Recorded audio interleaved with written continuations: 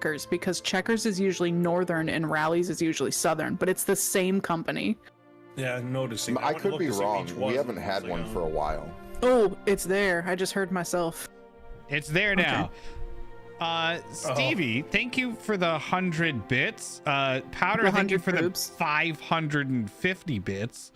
And Anonymous, thank you for the, I don't know if this is 6 months of a sub or 1 sub or.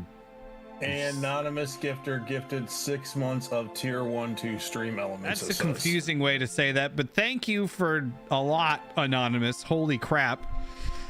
And we have a hype train, level 3 hype train. Holy crap. How the heck did guys, we get a hype train? I know we're doing the Feywild today, but My bad. Motion is gone. I pushed a button. Oh no. Oh man. I'm trying to fix the button.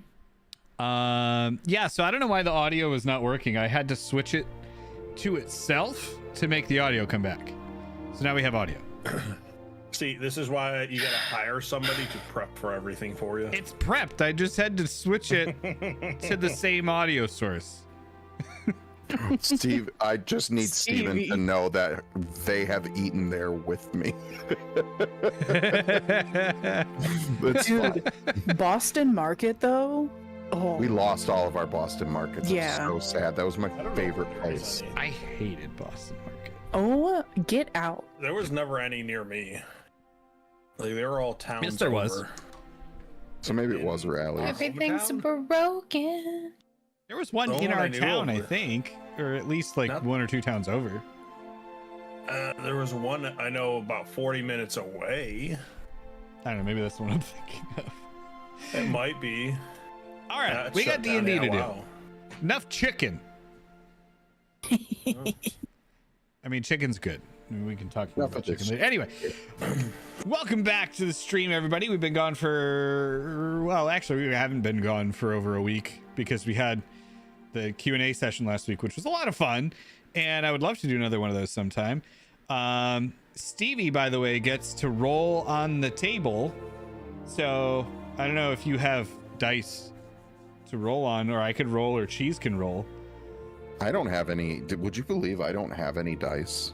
Wow. Wow. I don't have any. Wow. I know. I'm fully dependent on these DDD dice. Thank you for the was it membership that we get? You can just exclamation mark roll. Hello, Power. Yeah, I didn't say hi to everybody. So hi, Stevie. Hi, Power. Everyone else is in here, so I don't think I missed anyone yet. Other than Stream Elements. Hi, Stream Elements. All right, cool. So we're back from our our game hiatus, but not real hiatus. And we're gonna jump back into the Feywild here in a minute after we do a little bit of a recap for everybody. So I will get to that roll of 1 in a second. But let's just recap. So our last session took place dealing with Ken. So Ken fixed up Micah's arm. This music is distracting me because it sounds so like sad, and it's supposed to be just forest. I think that was need Mwanza's fighting death music.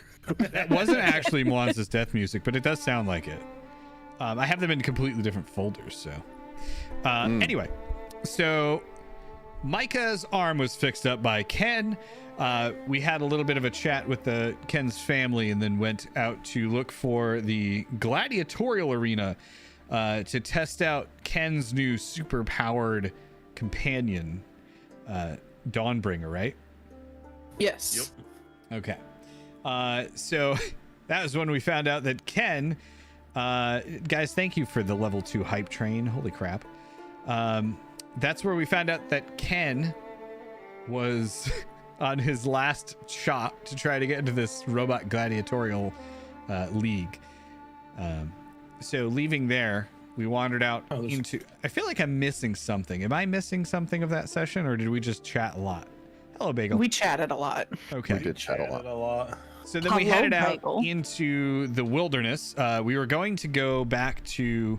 I'm sorry, actually, Micah Boggles. went and delivered a letter to Kermbag to take back to Frederick to talk about the refugee situation. Kernbag the illiterate. Yes. He is the official letter carrier Yes. of this party. Because there is some was his, concern over bringing the refugees here to the area that is, overpopulated with lich phylacteries. So then you guys headed out into the woods to. Actually, I forget, why were you guys going out into the woods? Because somebody lost the arrow drake. I left Menry by the Right. gate and we came out and he was gone. Yeah, so Ken was all excited to go meet this Drake thing you guys were talking about, and it was missing when we went out to find it. Right. So you were going off to find Menry, and you ended up finding Menry, who was being kind of coerced into joining the Order of Autumn, an order of druids and fey creatures. So you freed Menry from them, got into a fight with them, and then ended up kind of starting a discussion with them, trying to figure out what was going on. And you followed them through a fey gate, or fey portal, or whatever you want to call it, into the Fey Wild, where you stumbled upon Ken's father and aunt, who were leading a group of the Fey on the other side, a fortal, if you will. So Sadly, you That- can't turn that to an M word because it already is a word. a mortal, Immortal. A Mafordle. Bardle. Anyway, so that is where we're going Is to that pick when you up this fart going session. through a portal? Inside of the Feywild, a magical realm of unspoiled forest, much like the screen that we see right here. Not really. More like this one.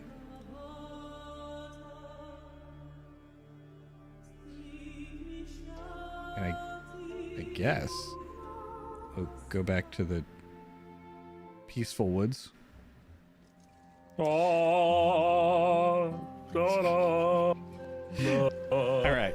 So, again, just to set the scene, you find yourselves in the Feywild, a magical forest realm where trees and fungus and all sorts of vines and creatures roam around. The trees tower over your heads in different colors. The sky is all sorts of like greens and blues and reds and purples. Clouds gently whiffed on by. You smell this like smell of just autumn, you know, the leaves, the damp leaves smell is kind of wafting along in the breeze. And there is in front of you a small group of dryads and druids, and headed up by Ken's father and aunt, who have recently just taken their hoods off. So, what would you like to do? So, as Ken's father approaches, Ken turns around, obviously with a lot of anger in his face, gently puts down the dead druid he was carrying, and folds its arms on its body, then immediately turns around and swings his fist into his father's face. Okay. Oh shit. Just yelling like random gibberish. Roll an attack roll against your father, you meanie, you terrible kid. Also, I am forgot- your father. I'm sorry, I forgot to address Stevie's roll on the table. Does a 12 hit?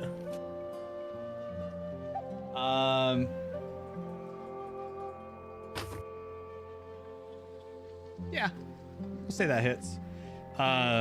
So he like dodges back out of the way, but you're a little too quick, and you get him right in the side of the jaw, and he kind of like shakes it off, and he's like, "Yeah, that feels warranted. I'm sorry, Ken." Ken just looks him and yells at him, 10 years you disappeared on the family. We all thought you're dead. You abandoned us for 10 rabbit-footed years. Ken, you need to let me explain. This Feywild is it's something special. More important than your family? It's more important than all of us. Have you seen? You lived in Archmagi. You know what they're doing. You've seen it. They're destroying the land, Ken. Oh, so the answer is to go work with the people trying to destroy your family then, and everyone else in the towns. They're not trying to destroy the towns. They're trying to stop Maggie and her army from taking over and destroying the forests, the natural wonders of our world.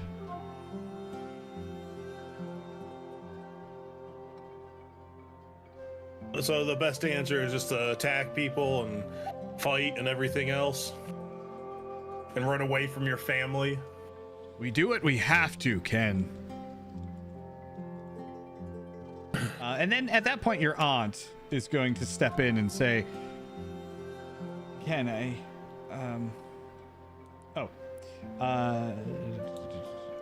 Ken, I'm sorry. Your father's right, though. We tried to reason with, well, we met with Maggie and we tried to reason with her. We did everything we could. And we came here to try to make peace with the Fey Queen. But we couldn't bridge the gap between the two of them. So we stayed behind to try to help here. You know, we would have come back as soon as our work was done, but it's not done yet. We never meant to hurt anyone. We just want to stop the destruction. You are a Fey yourself, Ken. You should understand this. Understand this? Understand that we had to defend ourselves against raving orcs to the north, which by the way isn't so much of a threat now. So maybe you're thinking, maybe you can have another conversation with her, since that dire threat to coming around from invaders isn't a thing anymore. And I was like, and you know how devastated Milo was when you disappeared? Let Yes. alone the other ones? Yes, I understand. I know. We were going to come back as soon as we could. As soon as you could. Just, you know, disappear for 10 years on your whole family. You know time works different here, Ken. Actually, does Ken know that? Roll yeah, just roll a die and tell me what you get.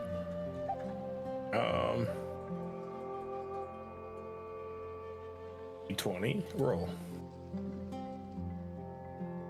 If it decides to roll, roll D20. Google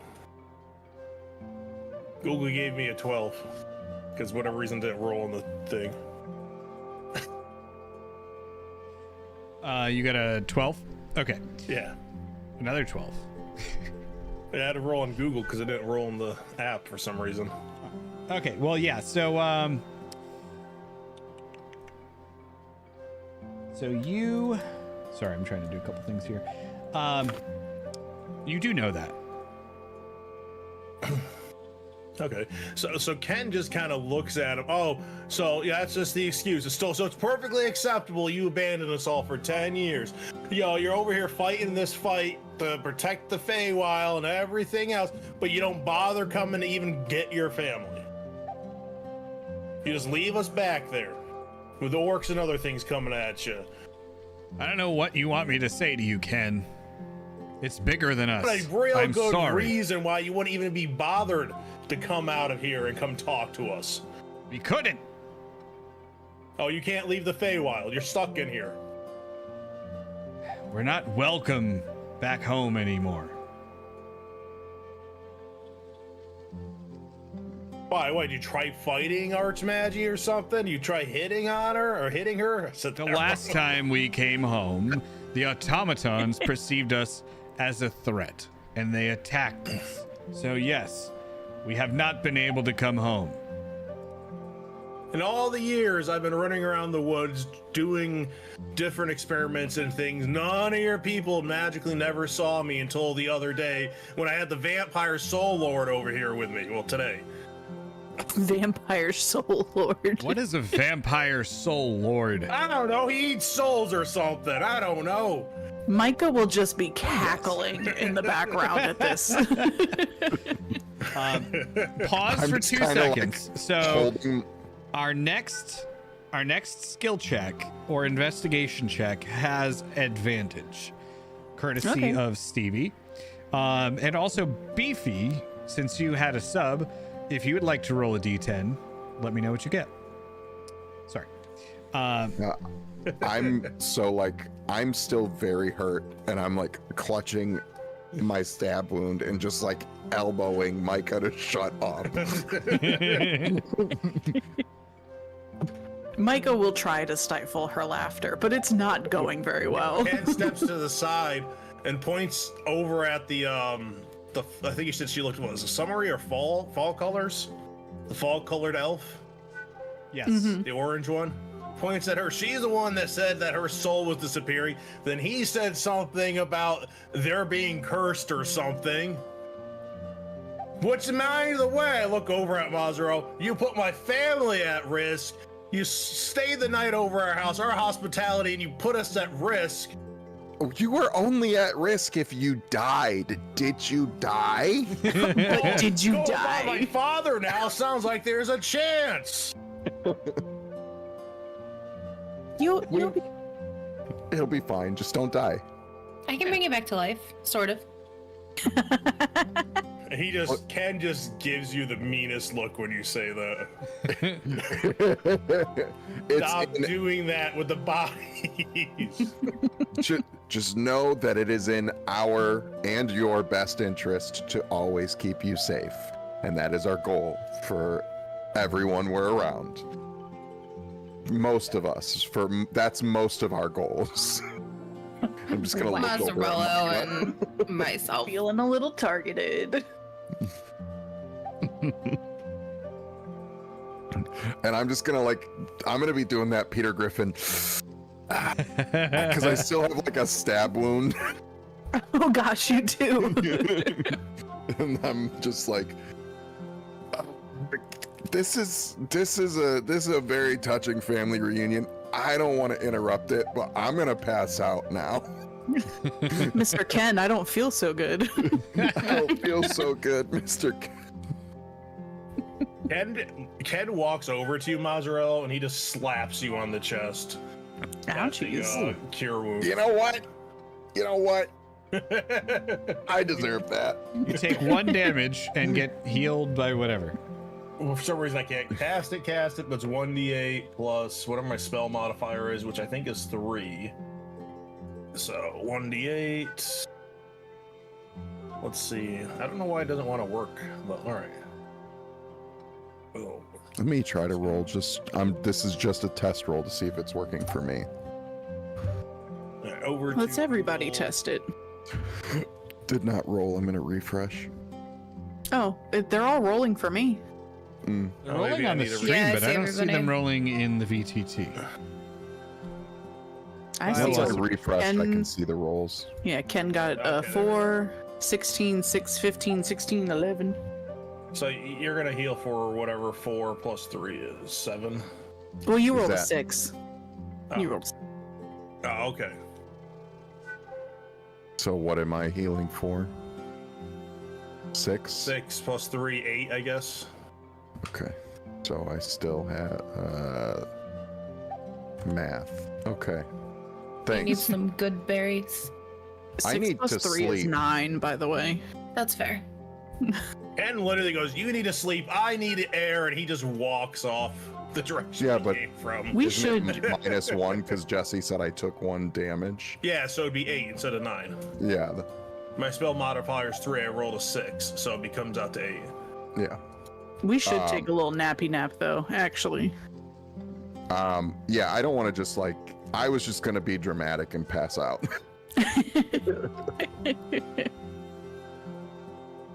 I'm sure we could all use like some spell slots and stuff back. So, Well, my thought was they may not be like, oh, here's a bed, people that we were just in a fight with that stole our souls. So it's fine. Actually, as Ken starts to walk off, he stops, he turns around and walks back, and he goes, Dad, Soul Duke Eater Lord Person, Mazzarello, Solu Dork Eater, whatever you want to call yourself, my dad. And he just turns around and walks off again. I'm just mozzarella, by the way. I'm not the soul Mozzarella. eater. whoever's eating Shut souls. Nobody is a soul eater. Okay. Yeah, why don't you go ahead and explain this, Micah? Roll Nobody Manny deception, sits Micah. down. I'm sorry. Roll what? Deception. Deception. Of course. Oh, where is it? There we go. 14. So he looks at you and he's like, "What are you trying to hide from us?" I'm not hiding anything. I'm just saying nobody's ingesting them.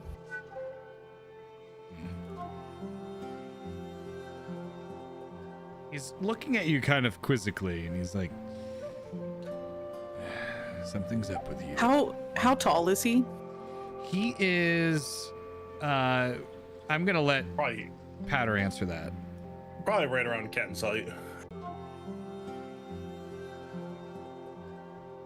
So like, Ken, I'd say. Okay. Micah is gonna squat down and get at eye level with this rabbit and just stare him directly in the eyes. roll intimidation check. Okay.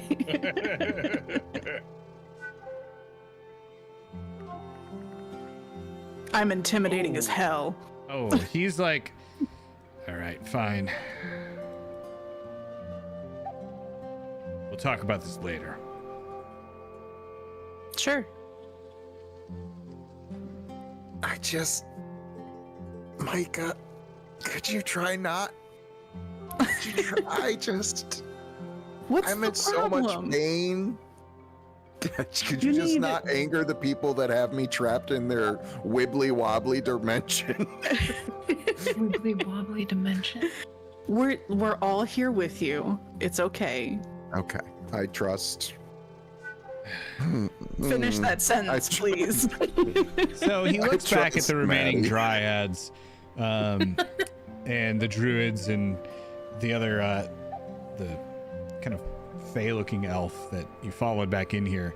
And he says, "Savania, what should we do with these?" And she walks back over and she says to you, or she says to Ken's father, "It appears that we had a misunderstanding. I'd let them live. For now. Fine." I'm gonna speak up and just say, I'm actually very curious to learn what you know about Maggie, because we just got here and our people are trying to escape conflict in Valenrout, and we were offered asylum here, but I don't know that I trust Maggie and trust bringing my people here. So it sounds like you have an ongoing conflict with her, and I want to hear your side of it. All right. Well, I suggest then that you come with us. Son, are you done? Oh, Ken walked off, I said. Oh, you actually, how far off did you walk? Oh, I sent you the message I was planning to have him do. Ken just Okay, fully I wasn't left. sure if you were actually doing that. I'm sorry. So he looks around for you and he sees that you're gone. And your father's going to walk back over to the Fey portal and come back out the other side. And you hear him kind of pop up behind you. And he says to you, Ken, I'm sorry. And he walks over and like puts his hand on your shoulder. Hey, Jesse lost sound. Yeah. Oh, I did? Yeah. Oh, now you're back. Now the freeze is stream. You must have dropped net. That is weird. Yeah, I saw that. That everyone kind of froze for me. So your father jumps, or well, you hear him kind of appear behind you as he goes through the Fey portal, and he walks up behind you and he just sighs and puts his hand on your shoulder and says, "I'm sorry, Ken. This isn't how I wanted it either." Ken just sighs really loudly.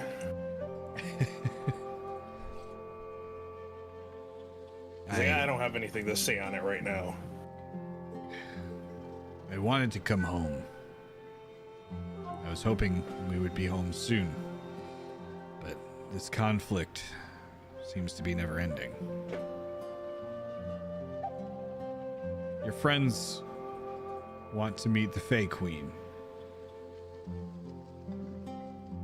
Why don't you come with us? But I'm taking Dawnbringer with me. And Ken points over to his robot. That's fine. Be careful, though.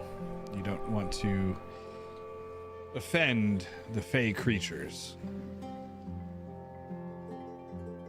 He's probably the least offensive thing coming Not from the city. by his smell. But It's like, smell him again. I've been smelling it. Is he a Yeah. stinky boy? He does produce some emissions. No, he's powered by a magic sword. Oh yeah, but there's also some emissions. No, it's all magic now. Magic emissions. That magic stinks. All right. So he gestures back towards the portal and jumps through himself. Ken climbs, Dawnbringer gets in. It's like, forward, my friend. So And pats Dawnbringer Dawnbringer. on the head. Oh. Uh-oh. I don't remember which one was Dawnbringer. Let's. Go through. All of. Power. Voices. Tell. Find it. There, here we go. I smacked Dawnbringer a few times. I think I gotta adjust your voice modulator. He's calibrating. It's fine. This is better. Thank you. Back through the portal, then. Oh, Nope, now we've lost you still completely. calibrating. Did you lose me? Yeah, there was no sound. What is going on with the sound here? Huh. Did I like freeze or did it just lose sound? No, it Just just lost lost sound. Doesn't make any sense. It might have just been a little freaked out by all the voice changes in such a short period of time. Oh, that could be it, I suppose. Yeah. Okay. So. What was it?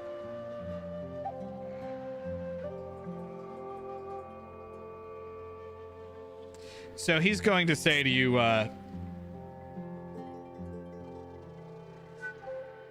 Yes, Ken. Forward. and he starts to go. Whatever voice you're trying to use for him is not working. Yeah, Just it's muting. cutting off. Oh. I think try a different voice and see what happens. I might have actually sorted out that program. Yes. That one. Yeah, we That heard that I heard. Okay. Well, I guess we're gonna do that one then. So you walk forward, and he says, Yes, Ken. Forward. And goes through the Fey portal, and you emerge on the other side. Then Ken's father hops to the front of the group, and he says to you, oh, I just saw your message, Patter, sorry. So he walks off to the front of the group and says, my name is Manny, for those of you who don't know me. Follow me, please. I'm going to take you to meet the Fey Queen, and she can answer your questions. I'm not Strong dressed name. to meet a queen. Well, she's just the leader of the local Fey court. If it helps. It'll be fine. It's fine. You look great. Yeah. Okay. You could always just like transform into like a little hedgehog or something. True. Good. You could just be a cute little animal. So you all start walking down this path through the Feywild, and as you're walking, Ken, your father says to you, "So, how's Mary?" Mom? Oh, she's doing great. Good. You know, still hurting because, you know, she thought she lost her husband to some adventure, but, you know, good. Well, in a way she did, but hopefully not permanently. Part of me always thought it was better this way. That she thought that I was lost to some adventure and not serving who she would have assumed was her enemy. Oh yeah, she totally thinks that was better. You know, yep, her crying for about a year straight almost every single night. Yep, definitely better, Dad. Definitely better. You tell him, Ken. Give him shit. Yeah. I understand that you're mad at me, Ken. I wish I could have done anything differently. I can't go back until this is resolved. Uh-huh. He just kind of nods, like, he looks kind of sad, like he wishes you could understand, but he understands he can't really make you see it his way, and he just nods and continues walking.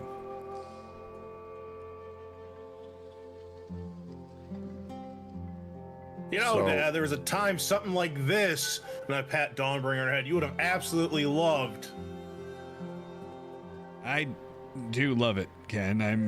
I'm impressed. You are. I always knew you were. Well, kind of a engineering prodigy, really.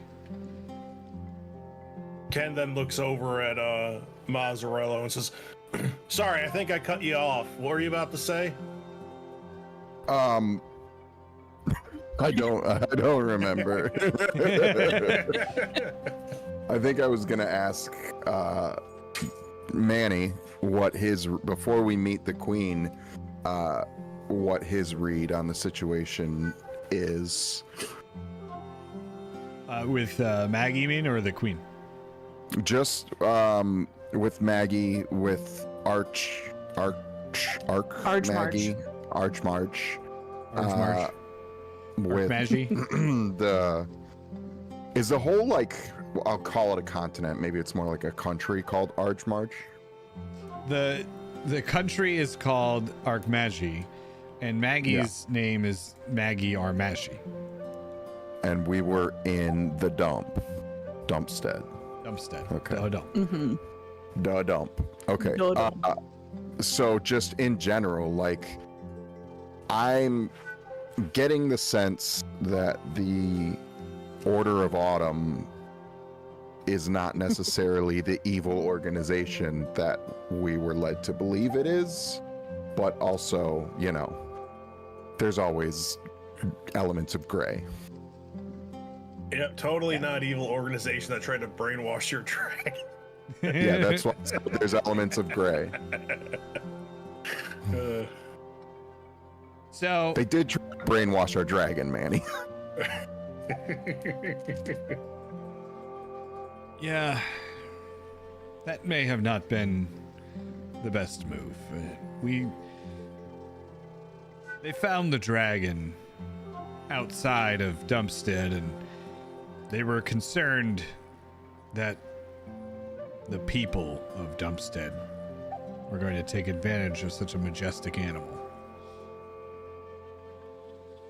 I don't know exactly what happened, but it is a method that is employed by the druids here, you know, to Well, it bring didn't some look of the good. animals into the Feywild and teach them about our ways.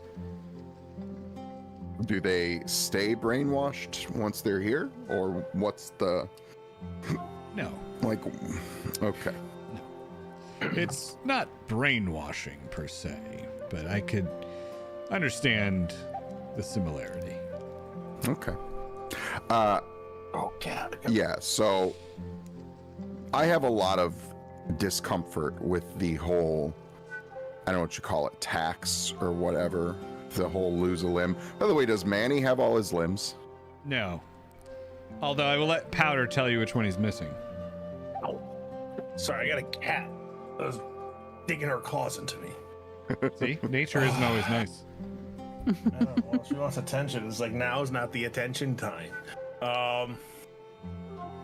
Yeah, we're gonna say it's the opposite hand of Ken. Same Okay. thing with his hat. They have matching. So right hand. Yes, both their right hands. And their fur patterns are opposite of Ken's. Like same color but opposite. Okay. Yeah, so I something about dismemberment as a form of citizenship or loyalty that doesn't sit well with me. It's not the worst thing. I love Okay. it. I'm. That doesn't surprise me. I got one of my own. Well, you weren't Yeah, I'm not. I can't. I can't. You made bad choices. So during this time, Ken's been like down in the bucket, sitting down. All you probably see is his ears sticking out, and he just pops his head out and looks over at Mazzarello, and is like, "Technically, she's now a citizen of Archmagi." I don't know Yeah. if you realized that yet. Oh, I Paperwork's realized. filed and everything. Yeah. She could be if she wanted to be. It's not a requirement. The paperwork's been filed. Wow. If you would like to serve Well, you can't keep her. another cause, you are welcome to. I just know. I know that there is a greater evil that we are all staring down the barrel of that I'd love to talk to you about. And I don't. Oh, and you don't. Apparently, the You greater don't. evil is internet service providers. Welcome back. Nope. Apparently, Discord didn't want me to talk about that. Discord is on the side of Archmarge. Yeah, Discord's like, you shall not talk bad about Archmarch. Has taken over the communication servers. I don't even remember what I was saying. You were saying there's a greater evil that you would love to talk about. Bloop. There's a greater evil that I would love to talk about, and I probably will, that we are staring down the barrel of, and I don't want. Have seen signs of that greater evil reaching tendrils out to people in power, and if that is happening here, I would like to prevent it before we bring my people here. What evil is that you're talking about? I get the feeling you're not talking about Maggie. No. I mean, Maggie's probably evil too. I don't know that. I know you feel that. I don't necessarily feel that, but go on. Have you ever heard of is it a demigod? Is Bane a demigod or a god? He's a demigod. Yeah. Have you ever heard of a demigod named Bane? It's not ringing a bell, no. Well, there's this demigod named Bane who a bunch of cultists over in Valenrout raised by sacrificing a lot of townspeople. And we tried to stop it. We were unsuccessful. Wait, Bane got Valenrout? raised. Well, it was in... I guess technically it was in Stern Shield, but I feel like Stern Shield is kind of an offshoot of Valenrout. It's like a He little... was code. power. He was molded by it. He was, yeah, he was definitely born in darkness. And now that he's up and about, he kind of sort of raised an undead army that has taken over all of Stern Shield. And we escaped there into Valenrout, which was overcome by bandit tribes. We infiltrated the leadership of the bandit tribes, became their leaders, and overtook the capital of Valenrout and renamed it Doma. I'm sort of the Duke now of that capital. And I'm trying to find a place for my refugees that don't want to stay in Valenrout and fight. I don't want to bring them. My original hope was to bring them here, but when I got here and found out about a lich being in charge and everyone losing their limbs and these hive mind robots, I'm uncomfortable bringing my people here. Well, Mazzarello, I can understand where you're coming from, but even as an enemy of ours, Maggie is really not that bad. I feel like your people would be safe there. Safer there than in here, anyway. In the Feywild? Yeah. Feywild is not a safe place. It is beautiful, but it's not safe. We So take we are refuge not here safe from at this moment. What? So we are not safe right now. You're safe with us, but the creatures of the Feywild, the fauna, the flora, it's different than our world. We are Fey creatures, and we fit in here, as are the elves and the druids. But refugees from a long-lost land, they would be out of sorts here. They would be in danger. Many things are poisonous. There are carnivorous plants and hostile species. Well, Without a knowledge of the Feywild or someone to guide you, you would be in danger. Yeah, I would not want to bring my people to the Feywilds either. I just... like I said, I am not at this moment at a point where I'm completely writing Maggie off as being evil or untrustworthy. I just don't know yet, so I'm trepidatious. That's understandable. Fear any good leader would have. So hopefully, we can see what things are from the Queen of the Fae's point of view, or the Fae Queen, and get a clearer picture. Of course. Ideally. And, speaking of, welcome.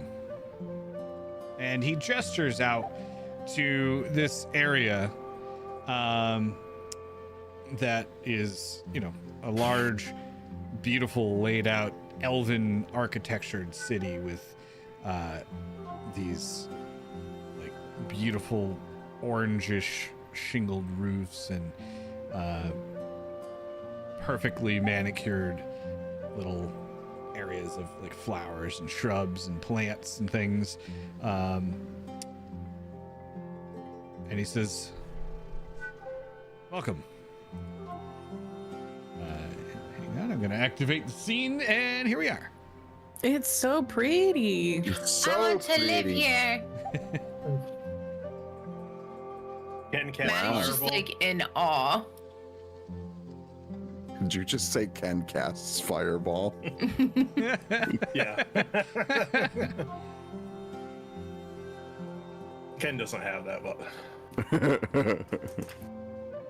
It's like, and we all die.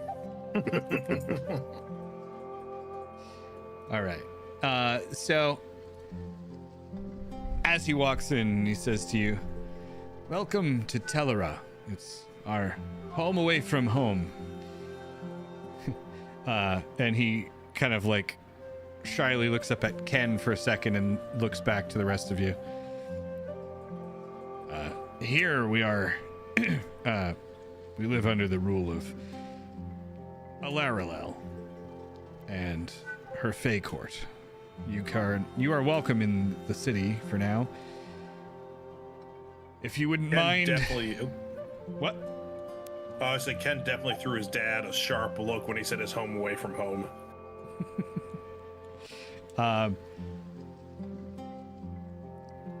Feel free to roam about the city. You are safe here within the city limits. I will go speak to Alaralel and see if she will meet with you. All right. Thank you. This is Okay. beautiful. So we have some time to kill then, right? Yes. So he nods to you and kind of hops off into a large building, kind of centered in the main area of the city. Around it are more buildings like these with beautiful elven architecture. Sure. There's different kinds of buildings. There's a lot of elves walking around. It's mostly elves and kind of other fey creatures. There are some smaller, kind of hunched over, green, mossy type looking things that are walking like kind of like hunched and like that. There's some other dryads. There are some trees walking around. It's a very beautiful place. So everybody fits in except for Mozzarella. Yeah. Him just walking around going, hi. Hey. Probably sort of Blue dude. mozzarella, more the giant robot. Oh yeah, giant robot. I forgot about that. I do want to state one thing. If they didn't bring back the body, Ken would have had the Dawnbringer be holding it right now. They would have brought the body back, yes. All right. Okay, so what do you guys want to do while we wait until meeting time? I have stuff to do. Ken Okay. looks for a place serving food. I'm going to you- look for a place that has a bed. Okay. So there is a tavern relatively central in this town. So you walk over to the tavern. As you're doing that, Maddie, what did you want to do? Is there like a little foresty area that's like safe? Yeah, it's all relatively safe. You know your way around the woods, so you could probably spot danger better than most. I need to go forage for a few things. All right, what are you foraging for? I can't tell you. Okay. You can't say it out loud, or you can't tell No. Jesse. I can't tell anybody. It's a surprise. So I feel I like don't Jesse know might if need I to have you can make tell you what rolls. it is. You can't tell me what you're looking for. So you might want to send him a private message. That's all. Time to use the Maddie chat. Oh, I just sent him like a DM. Forget that thing's there. All right. I forget about the mozzarella chat all the time. I did get a Maddie chat recently though, and I was very concerned. But it's okay. You had a Maddie chat before, right? Yeah. Okay.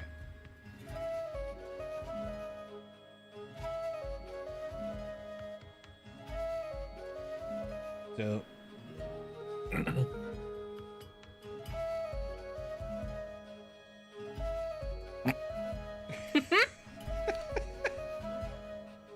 Wow, all these secrets. Ironic, coming from Micah. I don't have So- any of Ken goes those. to that tavern. Micah's also finding a bed to sleep in. Just an FYI. Yeah. Okay. Damn it. Okay.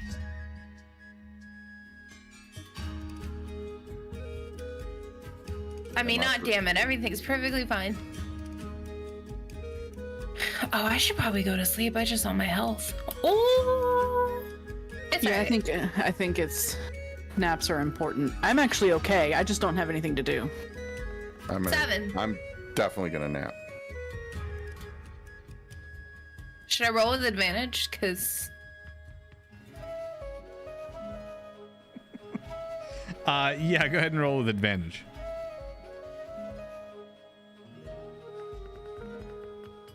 10. Okay. So, you are able to find some of what you're looking for.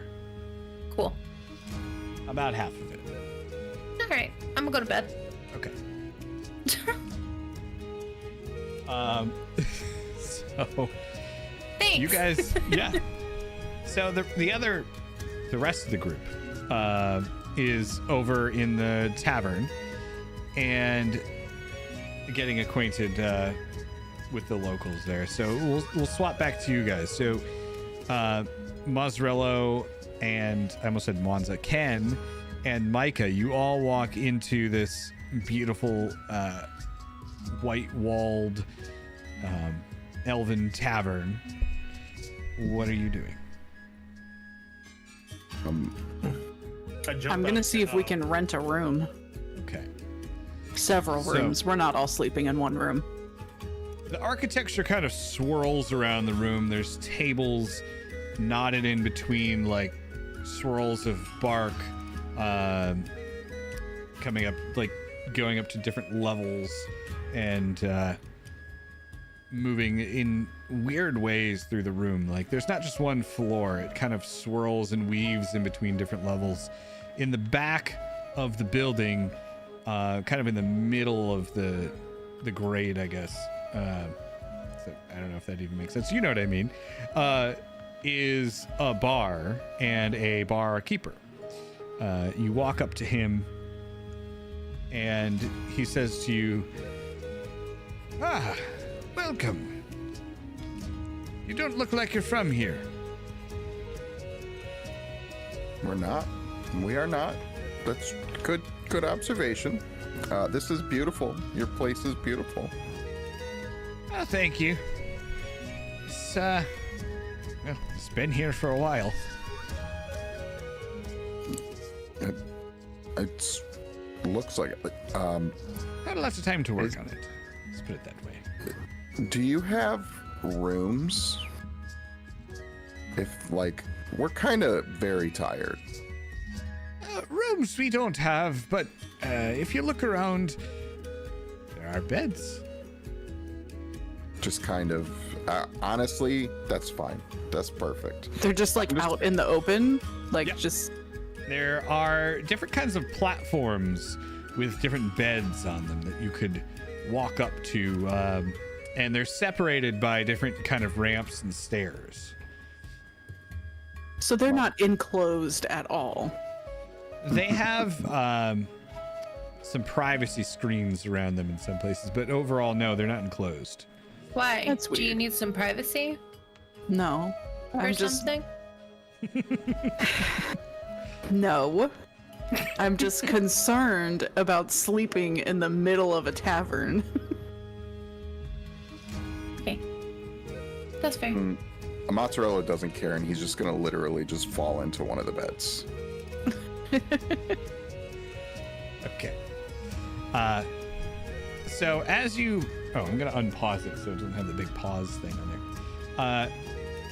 So as you head over to one of the beds, he's going to say to Ken, I know he's not from around here, but you look like you might be... somebody's got to pay for these beds. Ken leans forward and just kind of looks at him and asks him if, does Mannequin have a tab here? That's my dad. My dad will probably more than happily cover for the expenses. Oh, Mannequin's your father. I thought you looked a little similar. Yes, he does have a tab here. His name he left is it open from Mannequin. last night.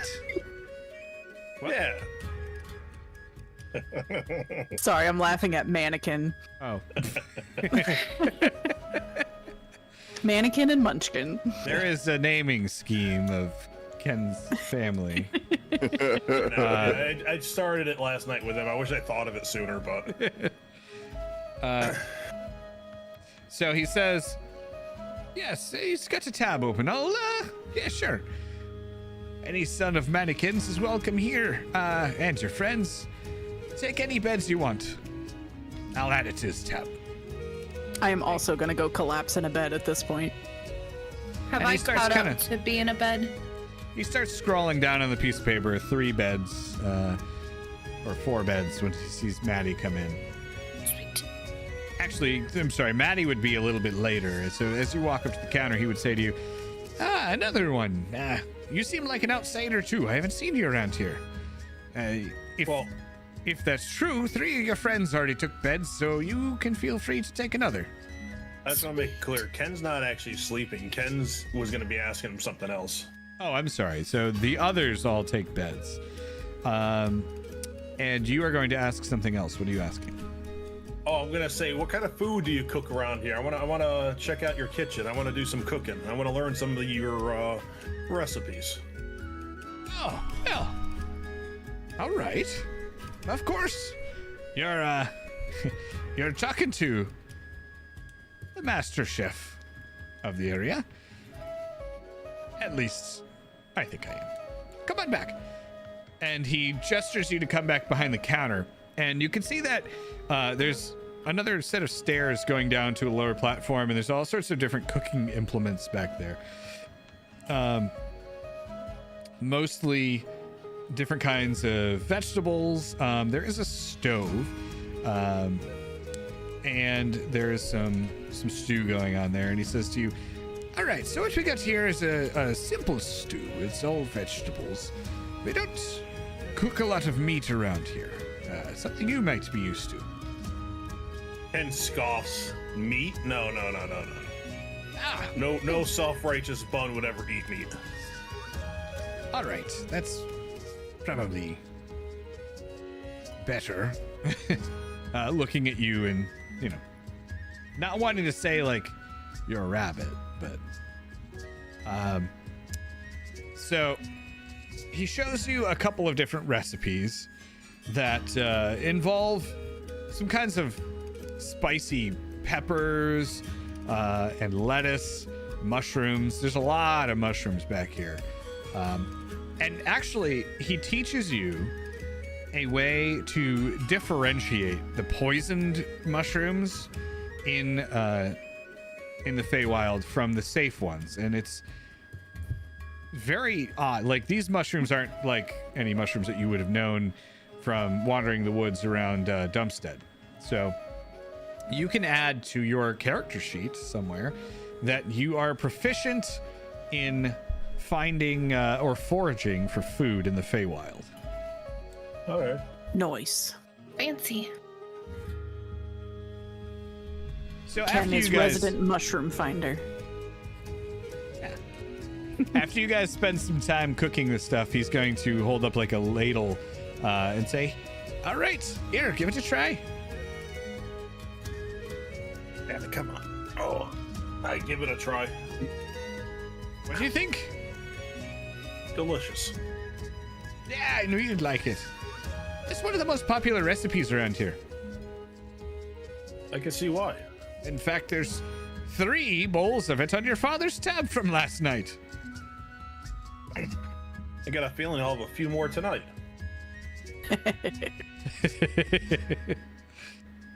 Well, any that you would like around the house, since, I appreciate the help. Not a problem. I enjoy cooking it. Good. Right, well, here.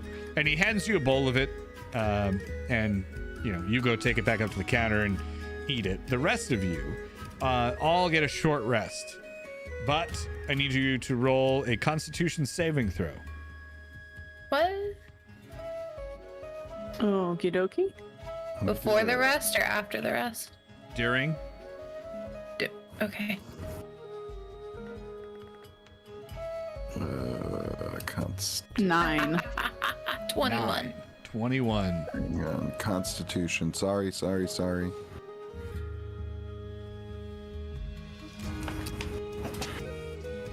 16. Nice. Okay.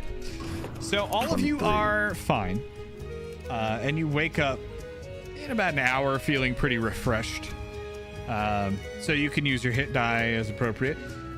Ken, you don't get to recover any hit die, but you could, because you are still taking I a short didn't have rest. any damage. But yeah, I'm just saying you could have if you wanted to, but you didn't sleep. I'm only allowed to do 1 hit die per short rest, right? No, you can use as No. many as you want. You recover the hit die on a long It's like I rest. just used all of them. You definitely don't need to use all of them. Oh, I needed to. Okay, well, I mean, I do be dying a lot. Well, Exactly. not dying. okay. All right, so you've recovered from your short rest. You wake up, and you hear the innkeeper and Ken kind of talking about, the Feywild, different kinds of foods and things. Ken's father, as you wake up and walk back down to the bar area. Oh. I definitely needed that. I'm gonna, still be rubbing my chest, though, where I was stabbed. Something smells good. Really yummy. Yes. Well, actually, your friend here, Ken, he gave me a hand around the kitchen, so we have a little bit of extra stew to go around if you'd like some. Absolutely. Of course. Let What's me the grab you a ale bowl. Have a situation? seat. And Thank he you, thank wanders you. off in the back and comes back in a few seconds with a couple extra bowls for you guys. What kind of stew? That's a trade secret. And he winks at Ken. Ken does a chef kiss type thing. I'm just gonna start eating. Yeah, Micah's gonna sit down and eat. All right. So, you guys feel pretty great after eating the stew. It's very filling, but also very light and very flavorful. So we don't need another nap after eating. No, it ticks all the boxes for you, really. Nice. Beautiful. You helped make this, Ken?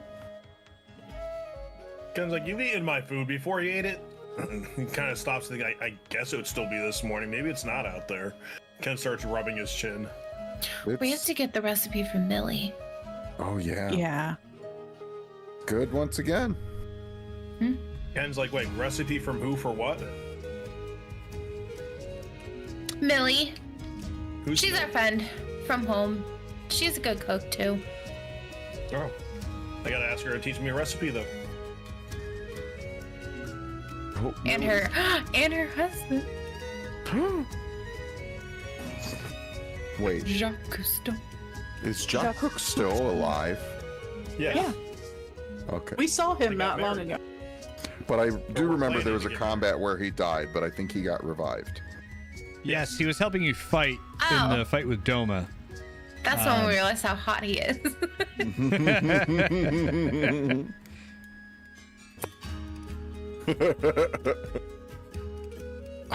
This is, well, you done it again, Ken. What's the ale situation like?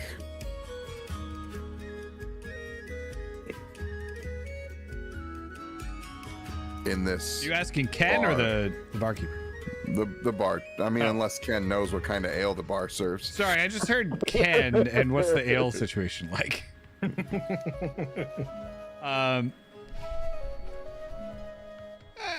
Not much for ale around here, I'm afraid. We do have some fine wines, though. That'll do.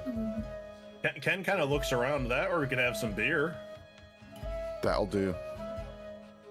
So, do you want wine or you want beer? I want a beverage. All right, I'll find something for you. You seem like out-of-towners. Hang Not really familiar. Hang on. Oh, Hang on. I just give us some glasses. I got this. And Ken pulls a jug out of his bag. all right. What do you got there, Ken? And he goes and he just reaches behind the counter and grabs a few mugs and puts them out. Also, Annabella, I didn't say hi to you before. I'm sorry. Hi. So he puts all of those mugs out on the counter and looks at you and he says, "So what have you got in there?" And Ken's shaking. It's like, sounds like it's full, right? And Ken, it has multiple like little plugs. It's Yes. like, I got a talent for doing some light magical stuff. This is called an alchemy jug. And Ken uncorks it and goes, beer! And then starts pouring out beer. Well, all right. And I definitely probably pull out more beer than what looks like would probably be able to fit inside that jug. You're full of surprises there, young Ken. Thank you. That's useful. I just have this bag that talks and gives me bagels. I got a bag of schmear. Yeah. Gonna put the tavern music on. But at this point, a couple other people start coming into from around the town. You see more of the tables lower in the room and higher up in the room are starting to fill up a little bit too. It's getting, it's around 4:30-ish from what you can tell from the sun. So he says to you, "Where did you find an item like that?" I made it. Well, it's an infusion. I can infuse items. It's just Really? something I can do. And how Yeah, it's one of how do you do that? I concentrate and make it happen. That's Ken very just kind of interesting. shrugs, kind of like this bag right here. And like opens the bag and shows him the inside that just has like way more space on the inside. Wow! What happened to my The bag of table? holding.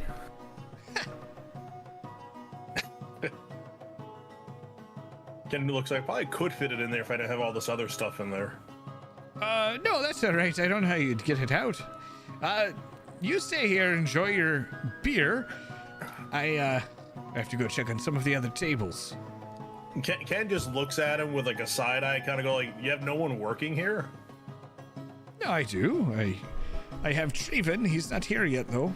He comes in and, well, actually, he should be here Well, very until he soon. gets here, I'm gonna help you. So Ken's gonna help him as until his worker gets there. All right, he should be here any minute. But I appreciate the help. And with that, the two of you kind of wander off and start serving, or taking some of the orders from the tables. Ken, the stew that you guys made is very popular this evening. Everyone seems to really love it. But it is about 45 minutes, and you're still kind of helping to wait on tables. You happen to run into the bartender, and he says to you, "I don't know what happened to Traven. He should have been here by now." Oh well. I don't know how you feel about working the whole night. I don't want to keep too much of your time. I know that you said you had somewhere to go, right? Not yet. I'm waiting for the old man to show up, I guess, with whatever his excuse will be today. You don't seem to have a very high opinion of your father. Ken kind of like wobbles his head and kind of goes, It's how you gonna feel when someone disappears for around 10 years. He puts his hand on your shoulder and he says, I understand what you mean, Ken. I didn't, well, I lost my father as well. We were raised here, and my father left and joined the other side. But you must understand, this conflict with Magyar Magi, it's not as it's not as simple as most people like to think it is. Your father's been stuck here trying to improve the situation, and he wasn't able to go home. He talked about you all the time. He wanted to leave. I understand that you're upset with him, and I don't blame you, but cut him a little slack, maybe. Ken just frowns and kind of goes, he's smart. He could have found a way if he really wanted to. You might be right. But I know he's a man, he's got a good heart, and I don't think he wanted to abandon you. That's all I'm saying. I'm not saying he doesn't have a good heart. I'm just saying for 10 years when you think someone's pretty much dead and then they pop back up. It's not easy on any of us. And then Ken stops and just kind of goes, what do you mean your father joined the other side? Well, he's a citizen of your side. What's his name? His name's, checking my notes. Dingleberry His name's, Arthen. Jeez, you beat me to it. Mermbag. No, his name's not Mermbag. His name's Arthen. He lives down further south. I know you're from Dumpstead, which is in the north, if I recall, right? Yeah. One of the most northern cities. Yes. There are. You will recall, and you may not recall. So I'm trying to find the map. Hang on. Dun, dun, dun, dun, dun. Hang on. Duff. Where did my map go? Can we all say map? Map. On the map, on the map, on the Yo soy mozzarella. Wow. Where did I put that map? I don't know. But, so he's down It's south. from down someplace. south. That's all you need for right now. All right.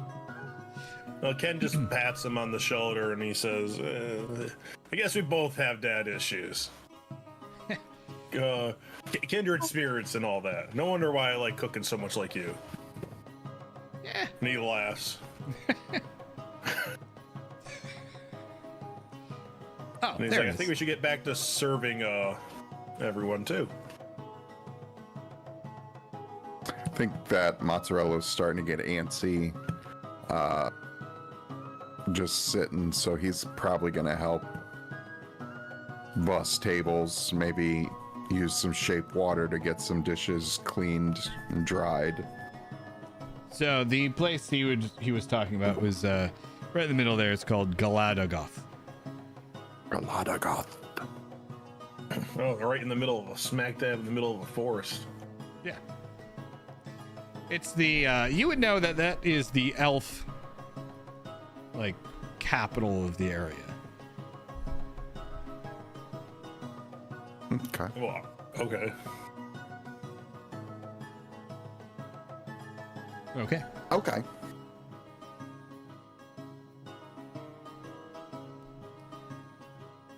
Yeah. So Ken just keeps helping. Okay. Ken So what are does the rest of you chat doing? people up as he serves. Micah is fully chilling, not helping anybody. Like, she has finished her stew. She has kicked her feet up on the chair next to her.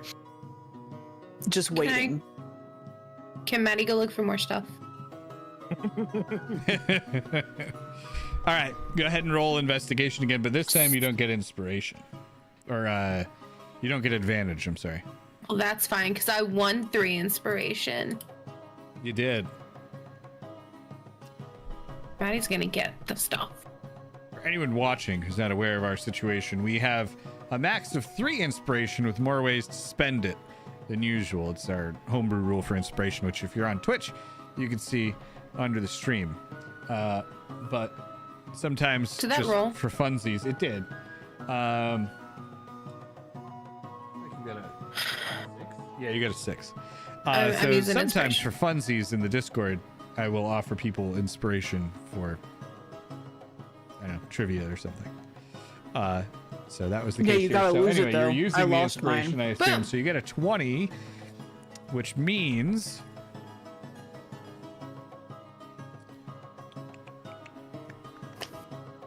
I had to refresh my thing again. Which means that you do find the rest of the ingredients that you were looking for. Sweet. Why did it bring the image back?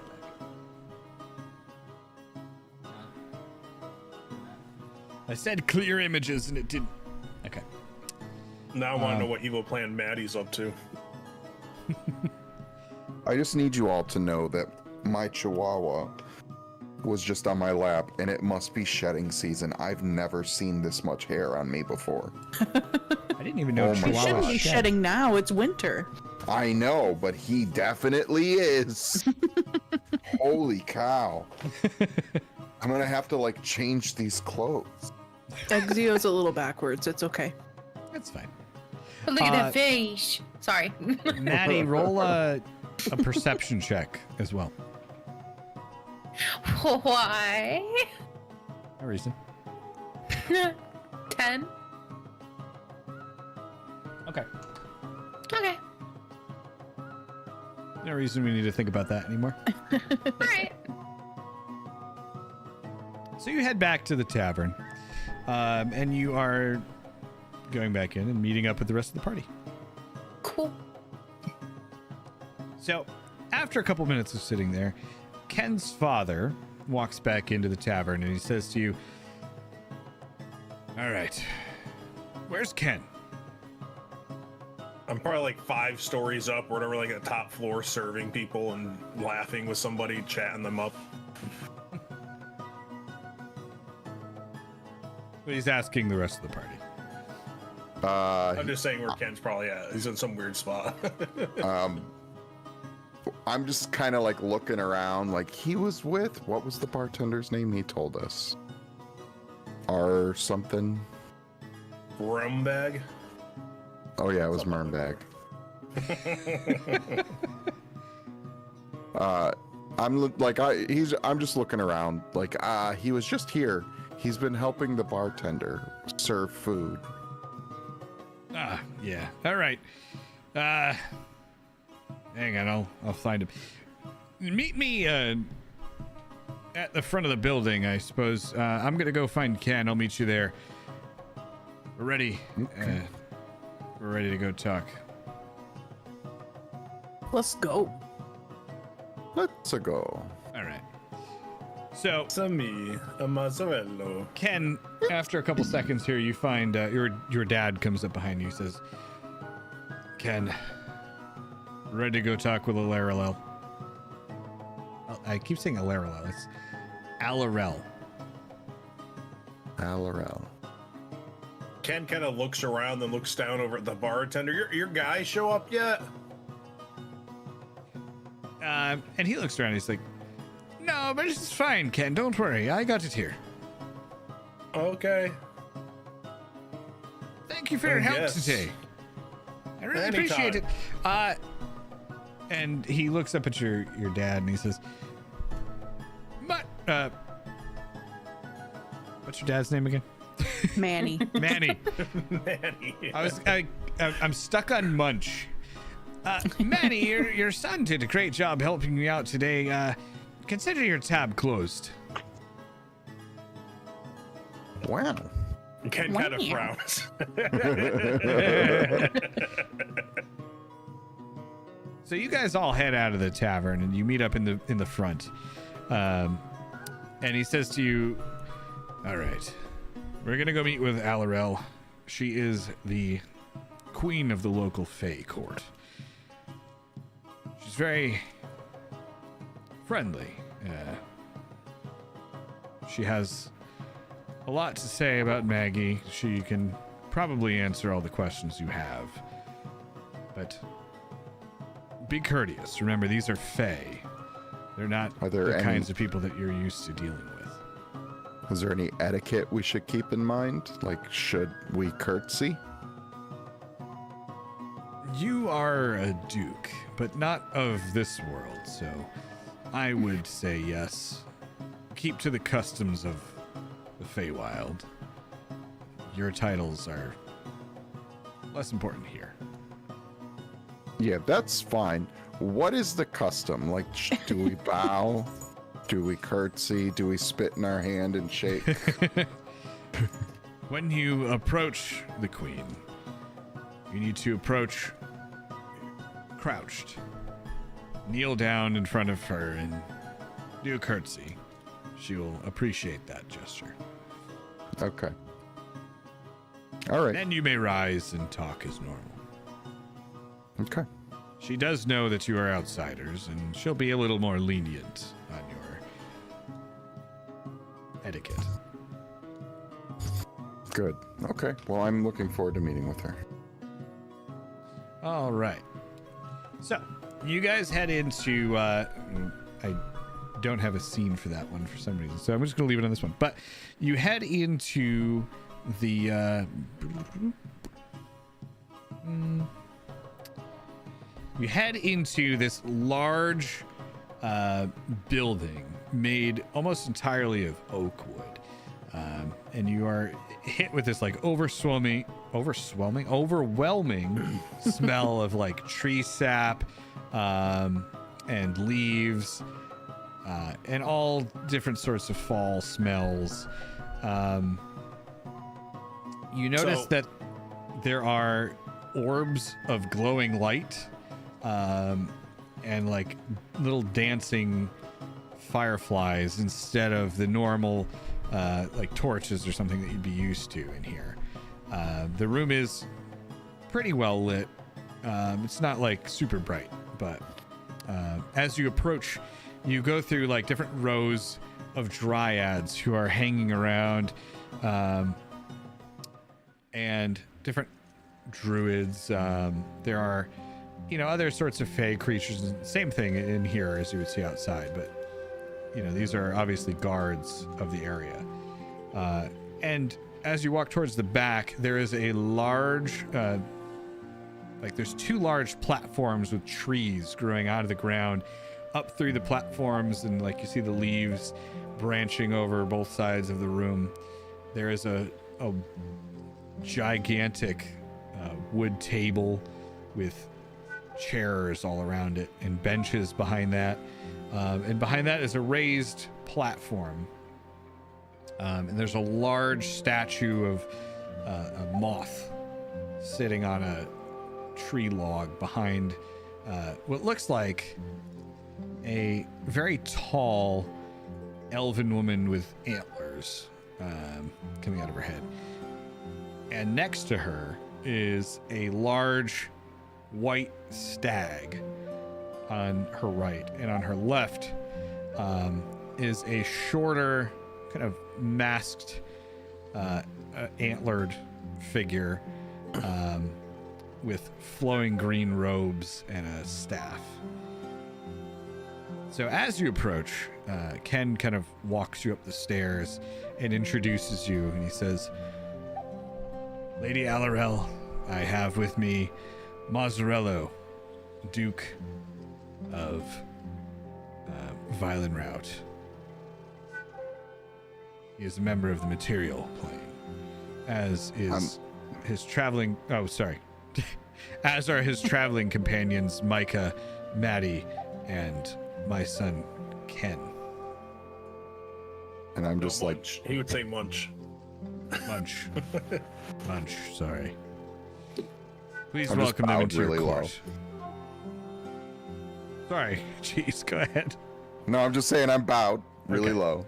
Probably over exaggerated because I didn't really understand. Like, So this, If Mazzarello's bow is over exaggerated, Micah's bow is like underwhelming at best.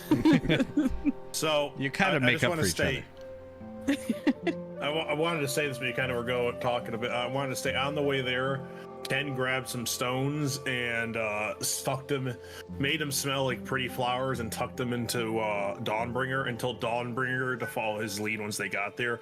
And Ken kind of like walks forward, does the bow, and gets down on one knee and makes Dawnbringer do the same thing. okay. So this large woman, as she's sitting on like a bench made out of a log, right? And as you walk in, you see these fairy wings kind of unfurl from behind her, and they start flitting as she floats down to the ground with her arms stretched open and says, "Welcome into the Fae Court, Mazzarello, Micah, Matty, and Munch. Thank you for Thank you. coming. You are our honored guests for this evening, so be at peace." thank you. This is beautiful. What you've built here is wonderful and worth preserving. Yes, we think so. And she gestures around the room with like this golden scepter in her hand that is stylized as kind of vines climbing up a tree branch. In the center is this glowing green like emerald. And she says to you, "This Fae Court has been here for millennia. And I believe that this Fae Court and the natural world in your realm should be protected as much as possible." It's a She gestures noble- up towards like the higher balconies around the room, and you see that there are different elves up there, and she says, "These elves, once fey creatures from our realm, have settled in the lands of Arkmagi, and we do what we can to try to ensure that their homeland stays under the control of the elves and as natural as possible. I assume you're here because of the squabble that we're having with Maggie at this moment." Yeah, yes. I'm gonna, because I don't feel like repeating it again, I'm gonna tell, what's her name? Alarel.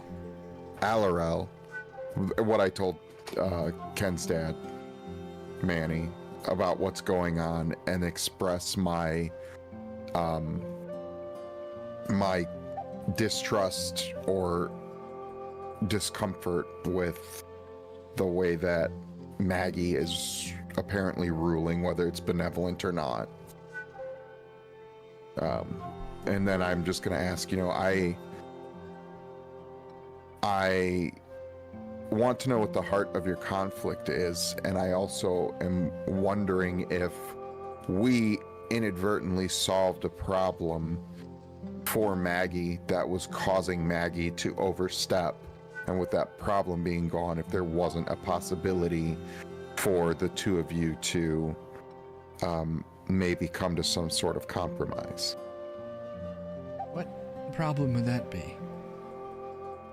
So, from what I'm told, and we need to do some more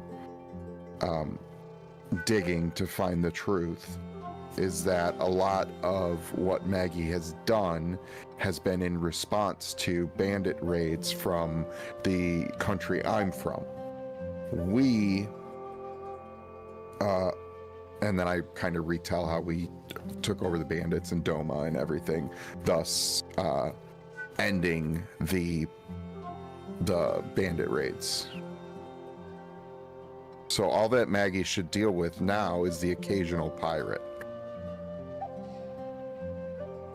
That's so pretty. That is very pretty. Yes, it is. Actually, a good point to interject that, a lot of the animated scenes and the maps we're using tonight are by James RPG Art, who has an amazing Patreon that you should check out, along with, well, I don't know how to pronounce it, but I believe, and I'm going to butcher it, it's, hang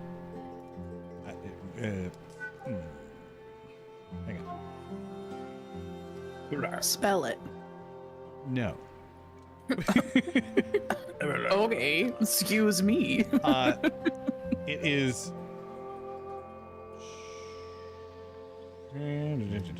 I would, but my inability to do so would prevent me from doing so. So it is in, if you're watching on YouTube, in the description. I believe it's Chepeku. I am very sorry to them for butchering it, but I am merely a dumb American person, so forgive me. But for the Twitch people, I'm going to post that in the Twitch chat. You should definitely check out them as well as James RPG Art, who are on the description of the video. And yeah, I just want to shout them out and thank them for letting us use their art on our stream. We do pay for it, by the way, but We lost a Maddie. Oh, it's back. Oh, I think we got Maddie back. My camera, I think, is breaking. It's good for the moment. We'll roll with it. What's good for the goose is good for the cat. Anyway. Yeah, so Okay. I just explained everything to her about the bandits and everything. So she is going to say to you, well, the reason that Maggie has started her whole war against nature was due to the fact that they needed those trees for their industry.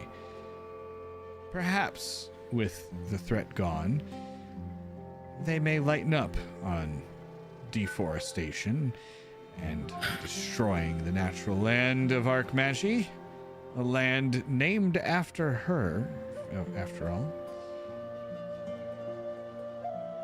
Not originally, talk. but yes. We will halt our attacks on Arkmagie for now. That is extraordinarily benevolent. I think that I would like to meet with Maggie and see if I can facilitate a way to open a line of conversation between the two of you. I would appreciate that, Mozzarella. As a fellow statesperson, I think that you are probably the best person to do that. You do hold a similar title to Maggie in your world. That's true. I will not pretend to understand the intricacies of politics in the material world, but it's probably more intricate here. You're all far more complex. We're pretty dumb. Danny kind of leans over and goes, "Speak for yourself." There's a lot of emotions in our world's politics, and you are very emotional.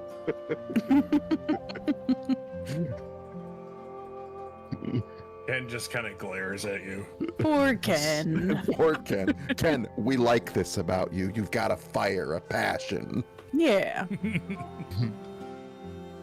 okay. I'm gonna just move our cameras so we can see the scene a little better.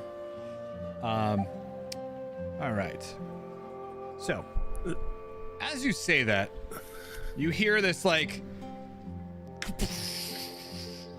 going on in the background, and Like an explosion. yeah, not an explosion, more of like an explosion. You know what I mean? Okay. That's Your mic very cut out clear. a little bit, so It was like a okay.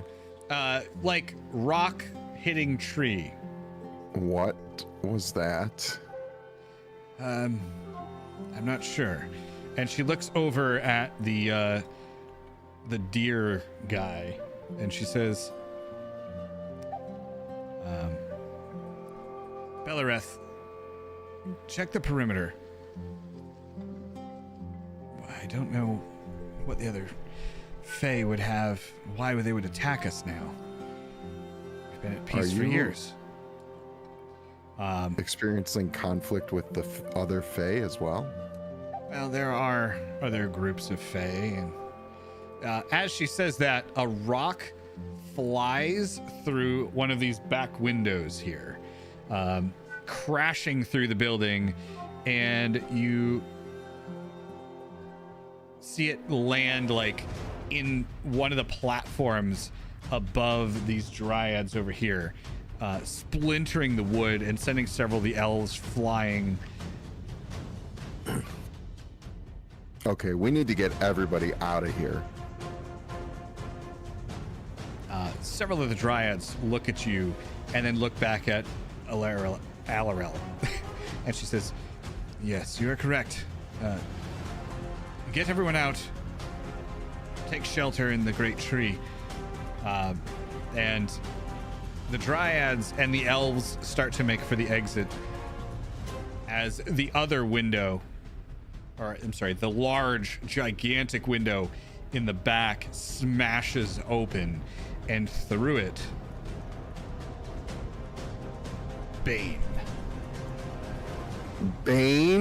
Bane falls onto Motherfucker. this giant moth statue. Alra, we need to go. Hey, She- buddy. She whirls to look back off. at Bane, and he says, I'll have that scepter of yours. And then jumps down and drives a spear through the heart of Alarel. And she falls back. Her scepter falls onto the floor. Roll initiative. We just met her. We That's can't crazy. fight, Bane. Here's love my to roll scepter. You're kind of dead, me. maybe. I like how we were just so- saying how pretty this place is, and Jesse's like, yeah. Yeah, We're anyway. gonna know. destroy it. Would you say her scepter fell like right next to her, or would it have like slid away? Right about there, yeah. Okay. And as you are rolling for initiative, you also see through these windows start combat. and through the front door a bunch of other undead monstrosities start crawling into the building or walking. Cool. Great. Awesome. Yeah, I don't have an encounter to roll. Yeah. I'm getting there. Get it together, Jesse. Do we want to do a quick BRB before? Yeah, I could use it. Wow, here just to kill see all the tension. Well, I gotta. There's other tension happening, and I gotta. We gotta break the dam before we break our souls. Yes. We will take a quick 5-minute break as we roll the initiative. I'll stay here. Motion and whoever go. else, feel I'll free I'm to good go. to real stay. quick. I'm good right now, so. All right.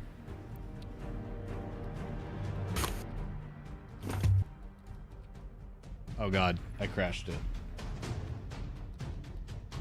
Oh, it's good on my end. Okay, I think it worked out okay. Trying to figure out how to close my webcam without breaking everything right now. I'll just turn it off on my end. Cool. Okay, you're good. Just look at that pile of dice. Mm-hmm. It's actually a perfect time, Stevie, because we've built the Oh, suspense, quick question. and now we're just waiting for all the dice to roll. Yes?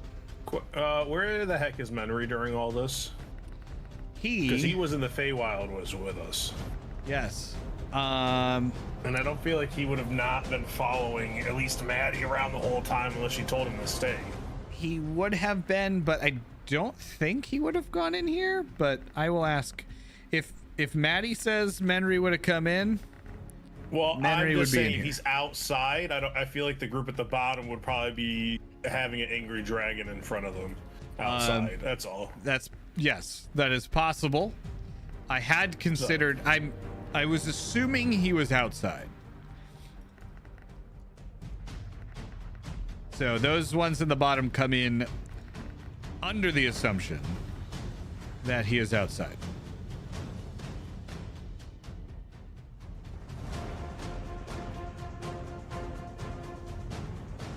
All right. So Ken's going to be first once we start our combat here. All right. Like when they cut to commercial on American Idol. Amazing. Yeah, it's fine. Yeah.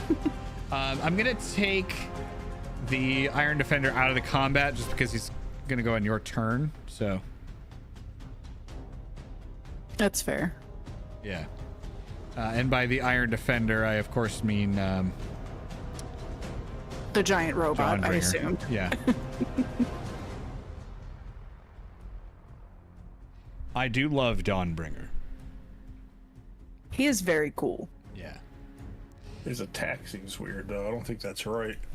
So, we mentioned this before, and I said that sometimes we do in the Discord, we have a little contest or something to give someone 3 inspiration for the stream. So the one that Maddie won for reference, Motion won for reference was I was asking everyone where the inspiration for Maggie, our Magi, came from. And the answer was Luca from Chrono Trigger. So Maddie got that correct. In case anyone's wondering. The trick is to remember that you have won this inspiration, because I got 3 2 sessions ago and completely forgot about it. Yep. Never used it, lost it. Gotta use it or lose it.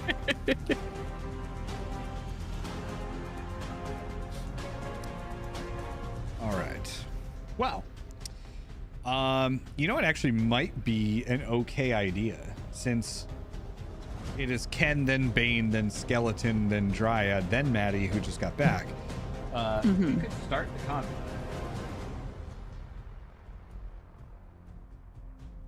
If you guys are comfortable with that. That's fine. I'm good. I don't need to go anywhere, so. I think I'm okay. We'll find out. Hey, Jesse. Yes. Can you do that flippy thing again? With my camera? We're gonna flip back the other way. Yeah. It changes when you change the... Weird. Thanks. You're welcome. And just to keep it uncomplicated, we'll just say Menry's outside. Okay. He came with us, but I don't think he would have come in here. Yeah, I don't think he would really be one to go into a court. Yeah.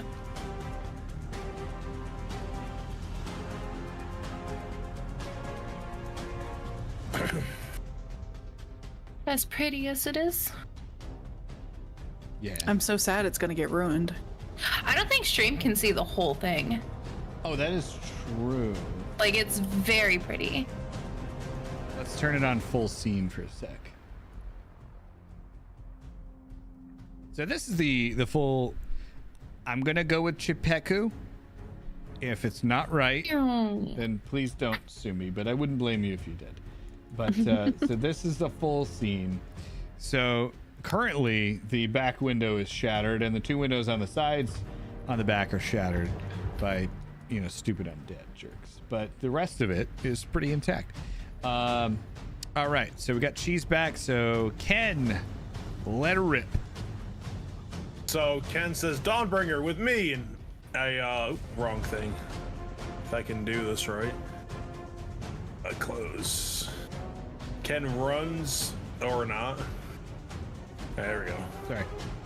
So Ken runs forward, has Dawnbringer join him. Ken's gonna grab the staff, tell Dawnbringer to grab the queen, and then run away with Dawnbringer. So Ken grabbed the staff, he had Dawnbringer grab the queen. Okay. And we run off. Alrighty. So Dawnbringer is gonna need to roll a strength check. What is Dawnbringer's actual strength? Okay. So an ability check. I can't see what that was because the dice is It's an blocking it. 11 total. So Dawnbringer's not going to be able to pull the queen. She's very big.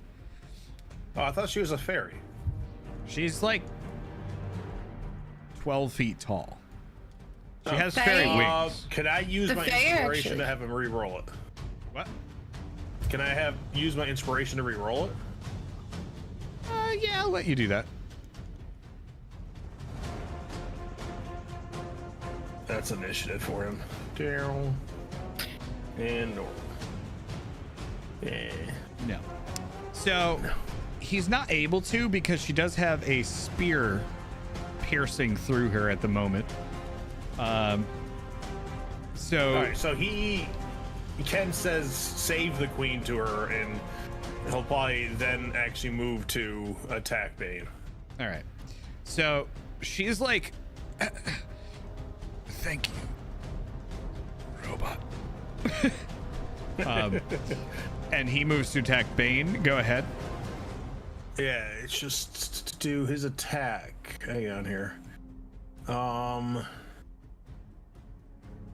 Melee weapon attack, spelled modifier, reach 5 feet, 1 hit. So I'm gonna guess it's strength to hit.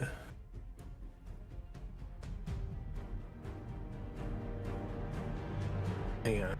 Hit 1d plus. Oh my. Okay, I see. The first time using it. All right.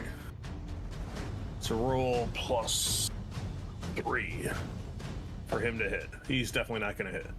He does not hit. Okay. He just gets the one action, right? I believe so right now. Okay. However, you have the scepter, so good on you. Then we're gonna go. It is Bane's turn, and he's going to. Quick question. Yeah. Did you write stats for the scepter? Like as an item in Foundry, no. But why? Oh, because I was going to have Ken cast Identify, so I was wondering if you could send that over, kind of see what it was. Oh. I mean, I could tell you. Is Okay, Identify cast it. just like a thing you can do? You touch one object. It's a spell. Okay, I thought it was a ritual. I'm sorry. Is it? It says deviation touch. Oh, it is a ritual. Never mind. Okay. I didn't see it down below. It's down below. Okay. So in that case, no, you can't tell exactly what it does, but it does feel like holding it kind of saps some of your energy. Okay. Okay. So Bane's turn. He's going to turn to Dawnbringer, and he's going to pick it up and just toss it back at you, if you can. The whole robot? The whole robot. The whole thing. So is this like a contested damn. strength, or are he just doing this? This is a contested strength, so go ahead and roll a strength saving throw for the robot. Jeez, this thing cannot roll strength. No, and ironically, he has very good strength. So he picks up your robot, and he just goes "Ruah!" and tosses it to here. And it is going to take 5 points of bludgeoning damage as it crashes against the ground.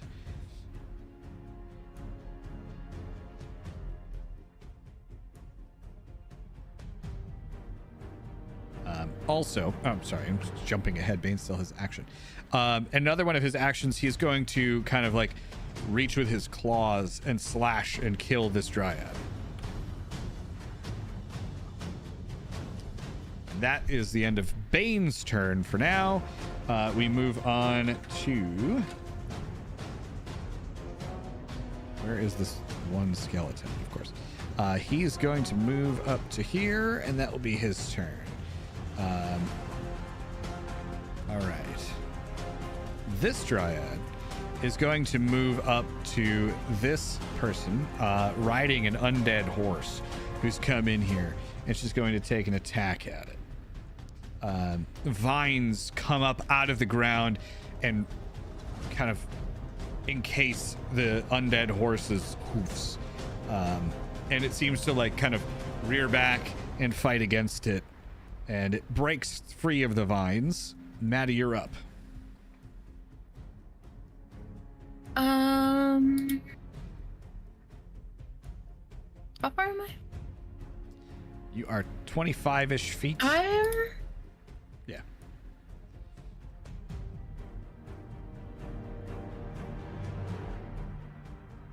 I'm gonna cast blindness on Bane.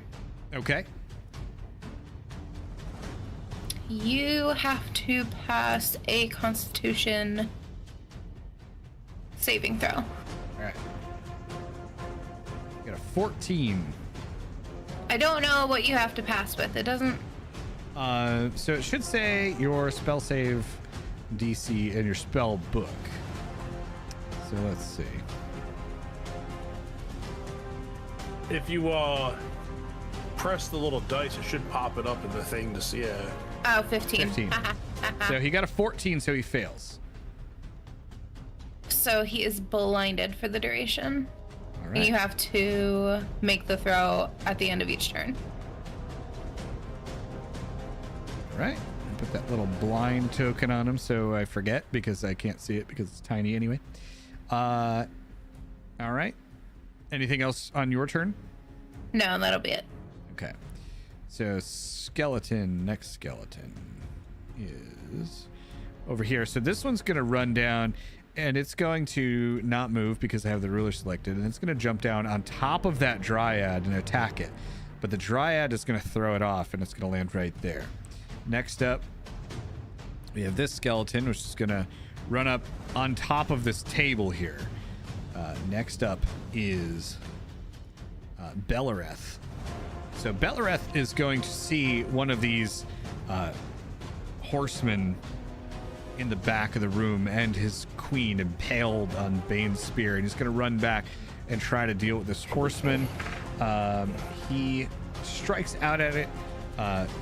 He rears back, on his back legs and starts kind of kicking his front legs at it, and then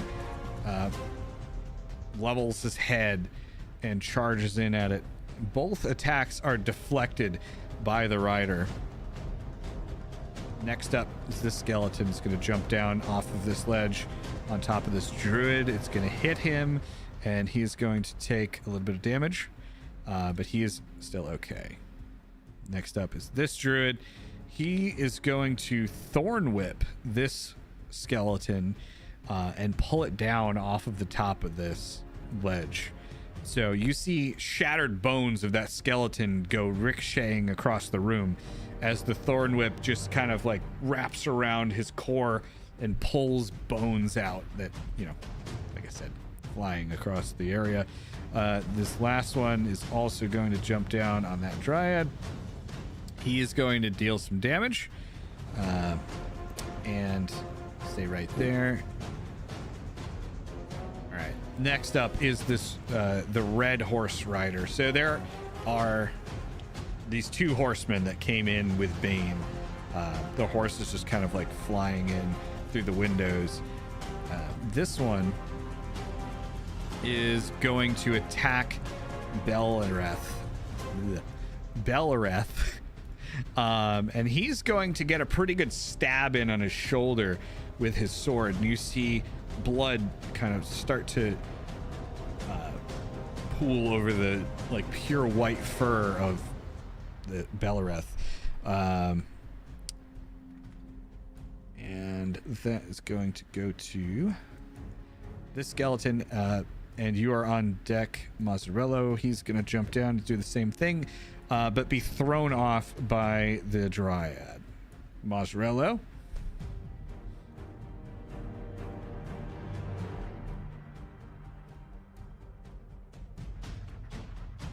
You might be muted. No? Yeah, I'm. I wasn't sure if you weren't saying anything or you were. It was just a lot of. It was just a lot of. Shit. While you're doing your turn, I'm gonna move some of the other undead just to like make less downtime between your turns. I'm gonna cast Mirror Image, which. Hang on, let's cast it. 3 illusory duplicates of myself appear in my space until the spell ends. They move with me, blah blah blah. If you do attacks on me, then I'll roll stuff, and then I'm also gonna cast Shield. Okay. And that's it. That's all I'm doing. Okay. So you create 3 duplicates of yourself, right? Yes. We're just gonna have Testy Testerson stand in as your duplicates. Okay. All right. And shield brings you up to what AC? It's gonna bring me up to 17. Okay.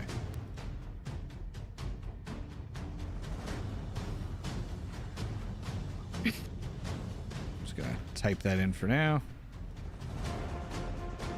All right. So next up is this Ghast over here. And he attacks the Dryad and guts her pretty good. Makes a good, like, slash across the chest. This next Dryad takes out one of the skeletons. The one here that was attacked by the ghoul, or the Ghast, I'm sorry, is going to get him back. And she creates these vines, again, that come up out of the ground and pull him down. And he gets tied down by vines. I'm just going to put that fall on him. Next up is this Dryad, who's going to attack the skeletons, and she misses. Next up is a ghoul. This ghoul jumps down off of the ledge onto a druid, and the ghoul is going to hit it. So he jumps down, like, holding a leg, just a leg, and clubs the druid over the head with it as he lands, and then goes back to gnawing on it. Alarel tries to free herself from this spear that she's impaled on, and she does not manage to do that. And you see her, like, she's trying to pull herself back, she just kind of falls back forward and winces. Next up, another skeleton jumps down off of this top ledge, swings a sword at this Dryad, and it does kind of like slash into some of the vines on her shoulder. A couple of these ghosts come down off of the ledge here too, attacking the druids. They're both going to miss the druid. Next up, we go to this guy. He's gonna run up here. Micah, you are on deck after this ghoul jumps down, and he's going to deal a pretty significant blow to this druid. Micah, you're up. Okay. Have a thought. But first, Jesse, I need to know, on the same turn, can I spin my pendant twice? Yes. Okay. Actually, no, I'm sorry. You can spin it once on your turn, but you can take another action. It's a bonus action to spin your pendant. Okay, and then I would just have to spin it again on my next turn. Yes. Okay. Micah is going to look at Ken and ask for the scepter. please. Ken just raises his hand. I was planning on giving it to you anyways. Because he had other plans in his head. He didn't want to keep holding on to it. Okay, so I am now in possession of the scepter, yes? Yes. I'm flipping the pendant. Roll an Arcana check. Okay. Arcana.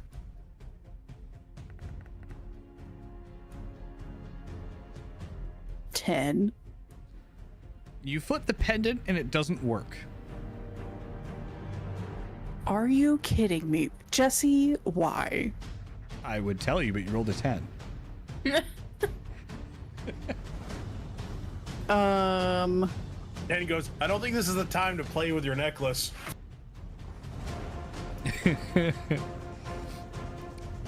Oh, you've ruined everything.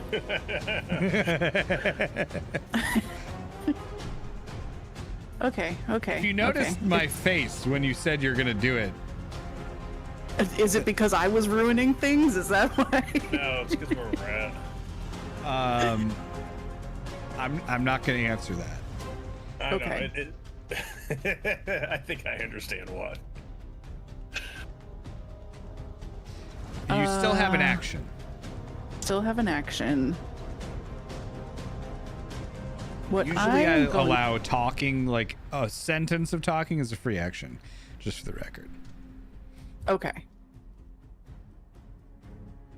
I am going to cast Dissonant Whispers on Bane.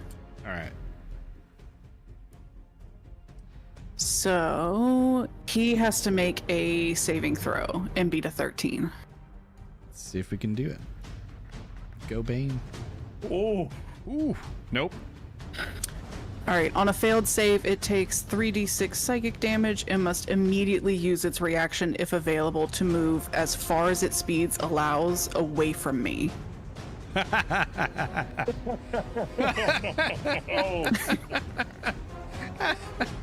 And he's going to take 10 psychic damage. All right. So he's, well, you got him to barely injured. And then he moves. His speed is 30 feet. So let's move him. He starts crawling back up the wall, scrambling back up the wall. And in fact, he's going to have to take a difficult terrain check, which he fails. So he's going to fall in his scrambling and take 3 points of damage as he continues to try to scramble up. He's only going to make it about that far because he's blind. Oh, goodness. Poor Bane is blind and starts hearing stuff. Like, So he's like, basically he's hearing things from across the room and he's not sure what it is, but he thinks he's like hunting something down here and he's trying to chase. In fact, let's say he hears probably Alarel escaping, or you know what? No, I'm gonna walk that back. He hears like clattering of metal as if you had thrown the scepter up there and he's trying to get to it. So he's okay. stumbling over this sculpture here, and like one of the wings breaks off as he's trying so hard to get through the sculpture and up towards the window, and he falls back down and breaks the other wing off. Takes a little bit of damage. Anything else you want to do in your turn? Unless I can roll Arcana again? No. Nope. All right. I'm done. All right. I'm trying to get through these skeletons as quick as possible because I know that's the most boring part. So he's going to jump down, and he's going to deal a little bit of damage to this dryad. Next up is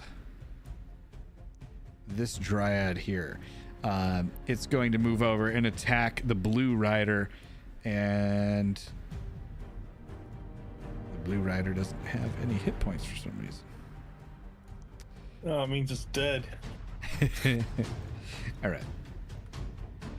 So he is successfully vined. So you see vines creep up over the horse and onto the rider, and he's like pulled down, his arms getting like knotted up in vines, and starting to like pry some of his armor off.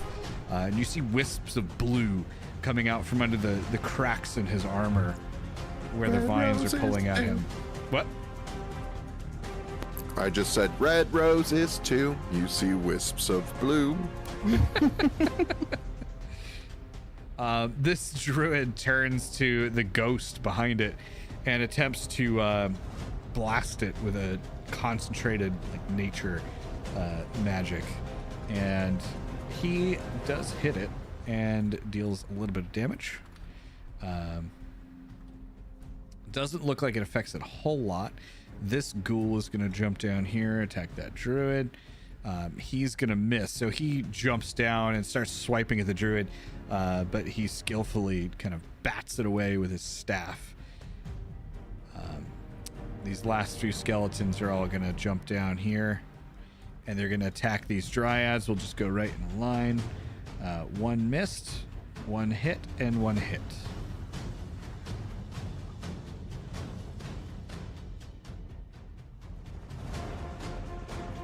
Okay. That brings us to this one down here. Just going to run up. The dryad over here is going to turn at the skeleton and misses. Druid is going to turn to the skeleton behind it, and he's just going to whack it with his staff. Like he's batting away the skeleton's sword strikes. He turns and, smacks the skeleton right through the center, and bones clatter across the floor. This dryad is going to jump up here and try to tie some of these skeletons down with vines, and she does, and that one gets destroyed. Another ghost comes down here, and that one is going to kind of swoop over this area and go after Ken. So Ken, I'm going to need you to not... let me see. Let me just make sure that hit. That does hit. So you, Ken, are going to take... Let's do this. Ken, you're going to take 20 points of damage from this ghost. Yeah, tell me you're not out for my characters by telling me you're not out for my characters. All right, this dryad over here is going to attack the skeleton behind it, and it's also going to get battered down. This ghoul, this is ghoul. This ghoul jumps down and bats this druid over the head with a leg. Or let's say that one has an arm. So this one jumps down and bats that druid over the head with an arm. This druid, he is going to try to take out the ghoul next to him. He hits it pretty good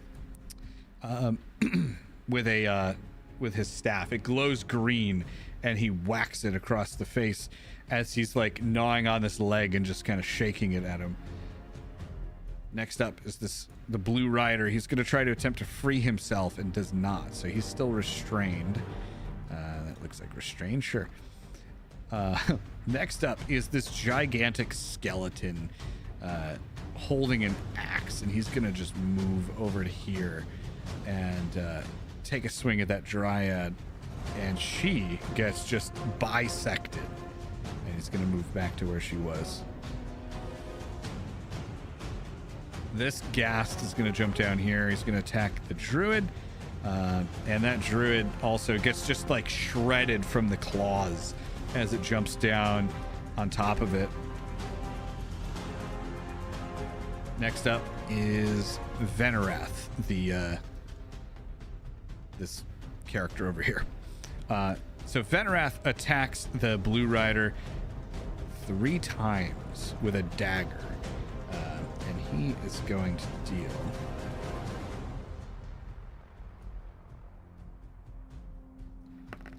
roll these. I don't have this many d6 handy, so he's gonna deal a humongous blow to that rider. The rider is actually looking pretty injured. A lot of like the armor is kind of being ripped off. You see like spurts of blue just coming out in different directions as Venerath is like standing on top of the horse and just stabbing down into it with a dagger. Next up is the skeleton's going to attack this dryad over here. And he hits. I'm sorry, actually, he already did that. So I was trying to make it a little easier.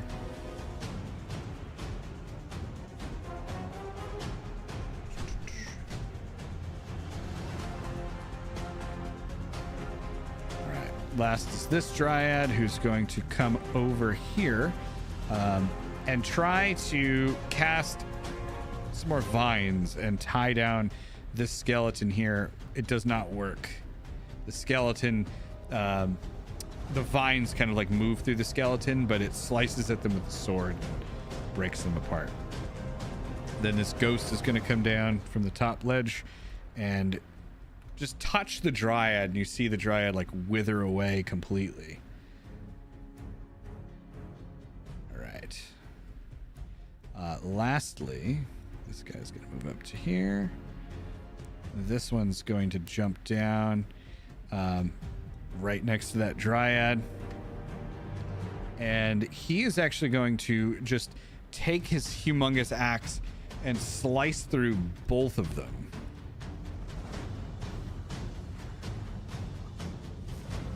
Which brings us back to the top of the order. All right, Ken, you are up. Ken yells, "I think we're gonna have to run," as he tells Dawnbringer to join him. And Ken says, "This might hurt," and he says, "Dawnbringer, pull that spear out." And then he's gonna have Dawnbringer pull out the spear while he casts level 2 cure wounds. Okay. So does he need to roll a strength check for the spear, or should he be able to pull it out now that Bane's not holding it? Bane was not holding it. It's stabbed into the ground, so you would have to roll a strength check to try to pull it out of the ground. Really? You can roll advantage or inspiration if you want.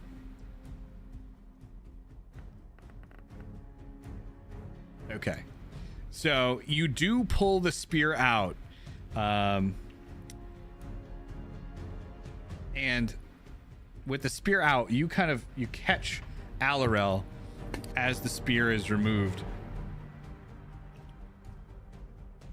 Roll a strength check, because Dawnbringer's pulling the spear out. You're gonna have to catch Alarel and try to guide her down, because she's kind of unable to move very well. Which you do. You guide her down to the ground, and she's just kind of like she's on her knees, kind of on the ground at this point, breathing very heavily and bleeding profusely. I cast Cure Wounds level 2, right. So I guess that's 8. It only does 2d8.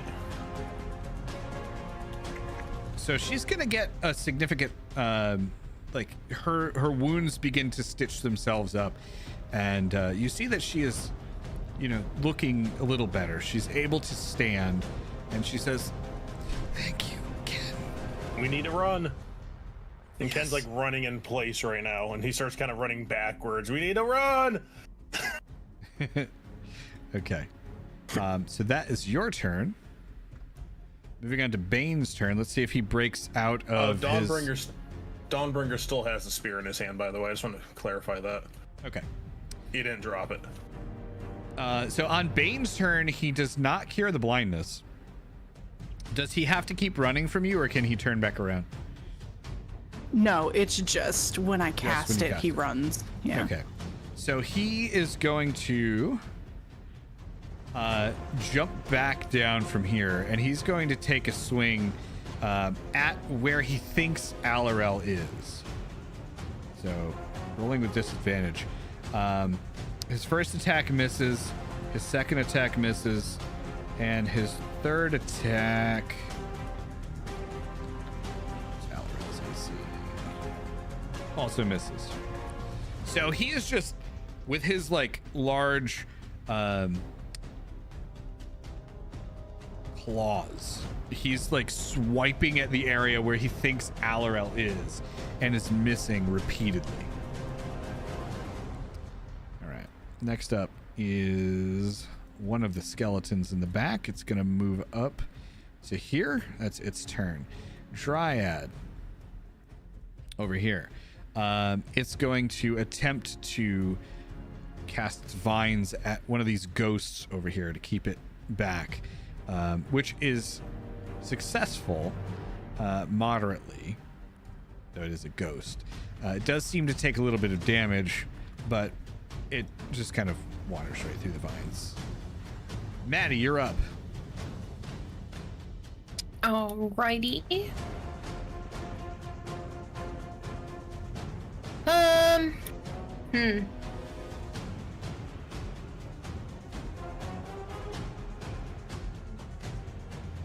There's just so many options.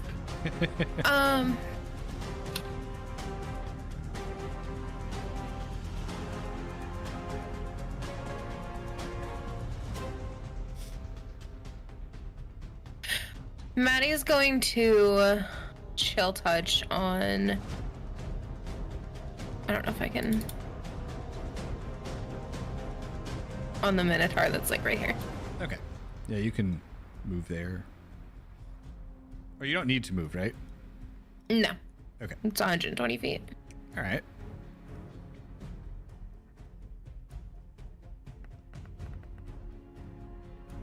Funny. That's going to hit. Nice. 12. All right. Let me just check this here.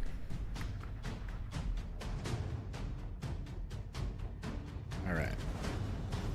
So the Minotaur, you have like this hand comes from you and reaches out to the Minotaur and just kind of like starts hitting it. And you see several of the bones kind of crack and get dislodged a little bit. It looks a little worse for wear, but it's not too bad. And then I just saw the icon right below me. Yes. What is that? That is one of Mozzarello's mirror images. Oh, okay, cool. I was just like, needed can a I attack token that for too? them. All right, got it. That's it then for Maddie. Okay. So next up is one of these skeletons going to move up.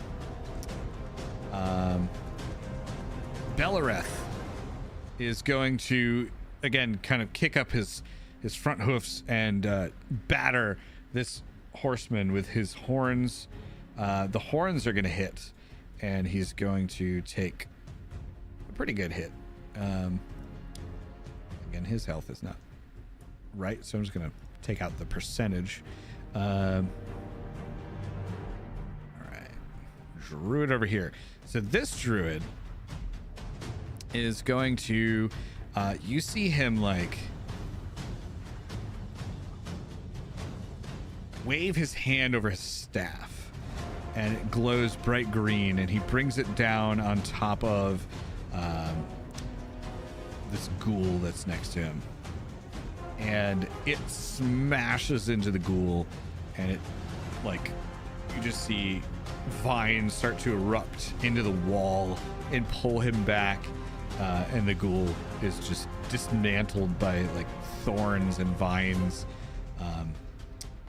Next up is the skeleton, who's going to attack the Dryad. He does hit, and the Dryad takes a pretty good blow from his sword. Next up is this rider over here. So he is going to take another attack, or a couple of attacks, at the white stag. And two of them are going to hit. And you hear like the stag kind of let out this roar of pain. And you see more blood start to taint the pure white fur of Bellareth. Mozzarella, you're going to be on deck in a second once the skeleton attacks this Dryad and hits. All right, Mozzarella, you're up.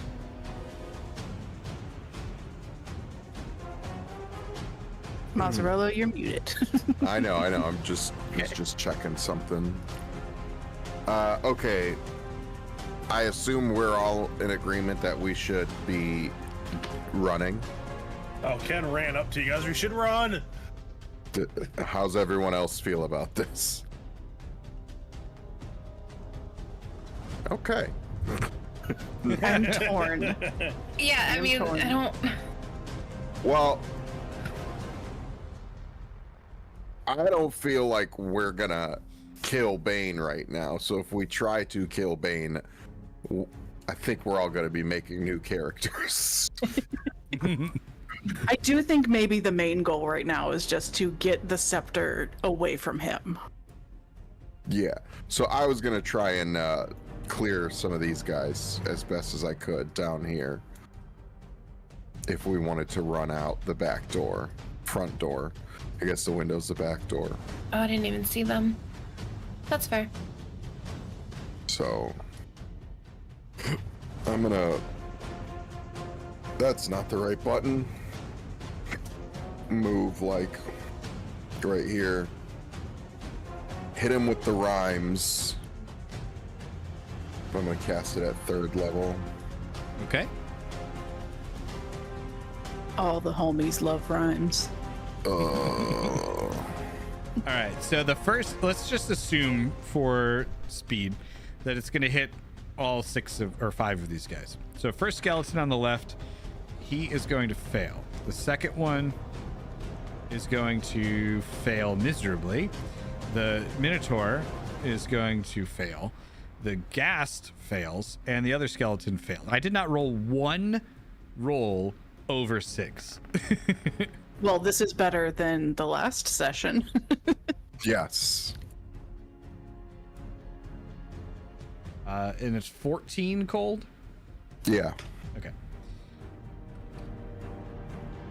And then for And 1 minute, they're they're stuck both- in place. Yeah. And then I am going to use. I gotta research this again real quick. I'm sorry. I can't remember how many sorcery points it is to get spell slots back. That's okay. It's the icon is so tiny anyway. I can't see anything. Okay. So they are both frozen. I'm going to put this little down arrow on them so we know that they're frozen. Can you do anything else on your turn other than regain the sorcery point? No, I think that the sorcery points are going to be like a bonus action or something. So I am done while I look this up. Okay. Yeah, you could look it up and just do it when you finish looking it up. This ghoul or ghast over here is going to run up and attack this druid. And he is going to deal a pretty significant blow to the druid. Next up is Dryad. Dryad versus Skeleton. Skeleton dead. Other Dryad versus other Skeleton. That skeleton also dies. All right. Then we're back to this ghoul over here. So the ghoul that was like smacked by this druid's staff, he's going to take the leg back out of his mouth and then swing it back around to hit the druid. And he's going to take that druid out. All right. Then Alarel, she's going to do her best to stand up and run after you guys. And she does. She makes it to here to line up with the, like, she gets in between these mirror images. And that is her turn. Next up is the skeleton attacking this dryad. He's going to hit. Ghost. She's going to attack the druid. The druid is touched by this ghost and just withers into nothing. This ghost is going to attack the druid over there. Same thing. She attacks that druid and he just withers away into nothing. The ghoul over here is going to attempt to free himself and fails. This ghast over here is going to jump down here and attack the dryad. And the dryad is going to take some damage. She just gets slashed a few times by this ghast. Next up is Micah. Okay. Should I give her her scepter back? That's the question. She didn't ask for it. That's all I know. She has not asked for it. Can I attempt to do the same thing and re-roll Arcana? Yes. Okay.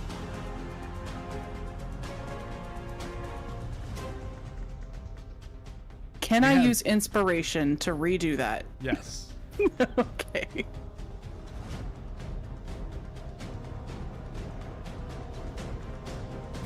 Can I That give was inspiration? worse. Can I give one of my inspirations? No. Okay, I'm assuming it still does nothing. Yes, it still does nothing. Okay. So that was your bonus action. That was my bonus action. Then what I'm gonna do is cast Toll of the Dead. All right. On whom? I'm gonna throw it at Bane. All right. He needs to pass a 13. Or fail it. He needs to fail it, honestly. Well, he did. Alright. No. He's gonna take 11 necrotic. All right. He takes 11 points of necrotic damage. And then I'm done. All right. You're not gonna move? Not yet. Alright.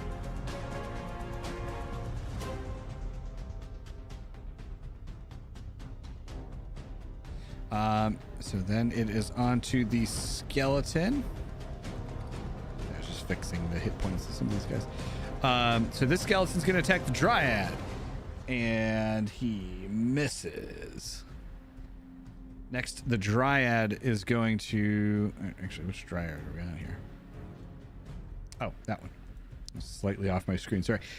So that dryad, excuse me, is going to attempt to just keep bludgeoning this rider with the vines, but she misses.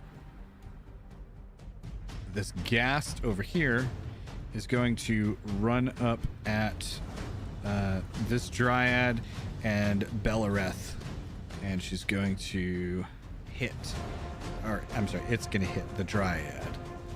The dryad's going to take a pretty good blow, and you just see like leaves and bark from the dryad start flying across the area over there. This dryad is going to attack the skeleton next to her, and that skeleton's going to go down. Next up is this ghost here. It's going to attack. The ghost is actually going to move over and attack Micah. Rude. And it is going to miss. Nice. Yes. Since it attacked me, can I use my reaction? Yes. All right, let's see. It is Hellish Rebuke.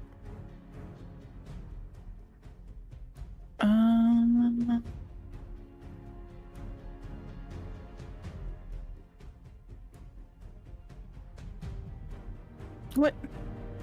Hold on. It messed up. You done messed up, Aaron. There we go. It has to pass a 13. 13 dex check. Yeah.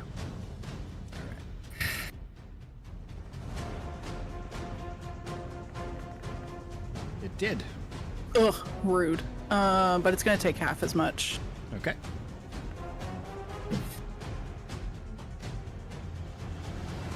I don't know if you want to round up or down, but 6 or 7. You round up. So 7. Take 7 points of fire damage as you rebuke it. Be gone. So you see this like fire kind of well up inside of the ghost, and then it extinguishes out pretty quick, but you could tell that it did have an effect. And then up here, the blue rider manages to break free of the vines. So I'm going to remove that. And it throws Venereth off onto the side of the that trunk over there and stabs into Venereth, and you just hear like a howl of pain and you see blood kind of like splurt all over the side of that stump. Next up is this fine gentleman here. He's going to move up, and he's going to take a swing at both. So I'm going to use the defender's reaction to cause it to have disadvantage. Okay. So it attacks both the defender and Micah. So what's the defender's AC? 17? I think you marked it as 17. Okay. Yes, I did in fact do that. So he still hits the defender. And as for Micah, it's a 18 and a 6. No, I'm sorry. 9. So it misses Micah, but it hits the defender, and it's going to hit the defender for 17 damage. Do I have to wait until my turn for my reaction No. against him? Nope. Okay. I'd like to use my reaction since he moved into my space. All right. Get out of Maddie's bubble. Yeah. Get out of my bubble. You use your You have action to do a deal DC 15. to one creature you can see, and it moves into space within 10 feet of you. Okay. DC 15 con save. We got a 7. Get wrecked. With 1 point. Woo! A little mushroom just kind of like smacks him in the eye.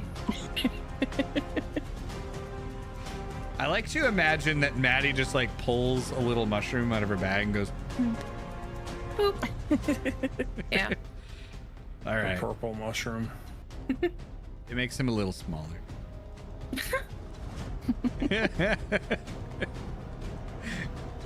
Okay, so this ghast is then going to run over to here and attack that mirror image. It's going to destroy, I believe it destroys the mirror image, but So the way that mirror image works is those are supposed to just come with me, oh, and well, if they try to attack me, I do a roll, and depending on my roll, the attack either hits me or one of my mirror images. I knew that. Okay, so in that case, he goes up to Alarel, and it's going to attack Alarel. Now, I will re-roll it because I don't remember what I got. In that case, he misses. So it is now Venerath's turn. So he's going to attempt to free himself from being stuck on this stump. Actually, he doesn't get stuck on the stump. I'm sorry. He just gets stabbed on the stump. So he's going to attack the rider again with his dagger, and all but one are going to miss. And he's going to do a little bit of damage. So that rider's not looking great, but Valerath is looking, or I'm sorry, Vinewrath is also looking pretty bad. Skeleton over here. This one is going to move up and also attack Alarel. And the skeleton will miss. This ghost. Can I use my reaction? You can only do it once per turn. Damn it. So the ghost is going to move up, and the ghost is going to attack Alarel as well. The ghost is going to hit. And Alarel is going to take... Almost unequipped my attack by accident. Alarel is going to take 20 points of damage and fall unconscious. Or just die, according to the thing. She's unconscious. I'm treating her as death saves. Quick question. Yes. What the fuck? What is it with you and these like incredibly powerful ghosts? Right? It's just a standard ghost. I didn't do anything to it. Every Uh-huh. time the ghosts roll out, I'm like, damn, one of us is gonna die. Or get heavily injured. Jesus. Would you say that she is medium-sized? I'd say she's large. Damn it. Okay. Yeah, I think only anything over like takes- 9 feet tall or so is large or something. But I'm not 100% sure. I can't make her dance. Oh no. I also had thoughts about her size, but I no. assumed she was large. Okay, so the Minotaur is still stuck over there. Next Minotaur is going to go, and he can't really go anywhere over here. He's going to attempt to jump over this wall, which he does, and he's going to take a swipe at Mazzarello.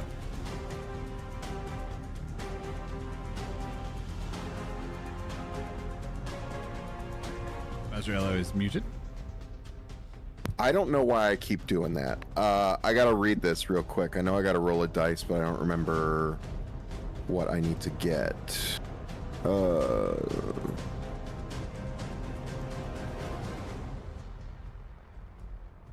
Ken, I believe you were Okay. on deck as well. Yep. Okay. I think you're good. Yeah, that hits the. Hang on, let me see.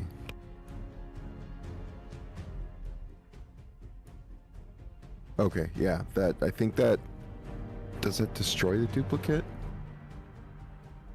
Yeah, that destroys one of the duplicates. Okay. All right. That's his only attack. Ken, you're up. What did it? What was the attack roll? He did not hit. So, if it doesn't destroy the duplicate, regardless of the roll, No, I mean, what did he roll? what did he roll to hit? Yeah. His total, I don't remember, but his total was a 12. Hang on a So he second. actually might have hit. Because I think it was 10 plus. The AC of the ghosts or mirrors were 10 plus something. Hang on. Okay. It would. Sorry, I'm holding it up, but Oh, this is a cool spell and it's my first time using it. The duplicate's AC equals 10 plus your dex modifier, which is 2, so 12. so that does it hit if it's the same? Yes. Okay. So it So did then, hit. yeah, that guy. Yep, that guy went bye bye. You got squished. Ken, your turn. All right, so Ken's gonna press his hand into the queen, heal her 4 with cure wounds. I think it's my last level 1 spot or close to. I gotta check in a second, but I heal her for 8 health. Okay. Is that my last one, or do I have one more level 1 after that? So 1, 2. I got one more after that. So she now has 8 health. Ken's gonna say, "Can't you fly? Just fly, please." And then Ken's then gonna use his bonus action to activate his what's the name of his ability to jump. So rabbit hop. He's gonna literally rabbit hop into Dawnbringer's bucket and tell Dawnbringer to grab Maddie into the other bucket and run like heck. Okay. So unless Maddie struggles, I guess Dawnbringer can do it. Yeah, you can just do that. Yeah, I don't know if Maddie's gonna go with it or Maddie's gonna stop it, so he's not gonna force Maddie. That's up to Maddie. Yeah, exactly. Motion's not saying anything though. Maddie will allow it. Okay, so Dawnbringer puts Maddie and Ken in the 2 buckets on his back and runs like heck. Yes. He just literally books it like right around here, probably. So See what it. putting both of you in there, he's not going to be able to dash, so he's got his 40 feet. But Yeah, it's 40 feet. I know. I'm just saying you can't like dash. 'Cause you Alright, so did he's that. go there. So no, you can go here. No, I'm Wherever gonna you go are. there. Okay, fine. You can go there then. So both of you are. Fine, I'll go there. Okay. Okay. All right. So that is your turn, I believe. Yes. Okay. My action, my bonus action, yeah. Next up is Bane, who's going to attempt to free himself of blindness, which he does. Finally. And he is going to.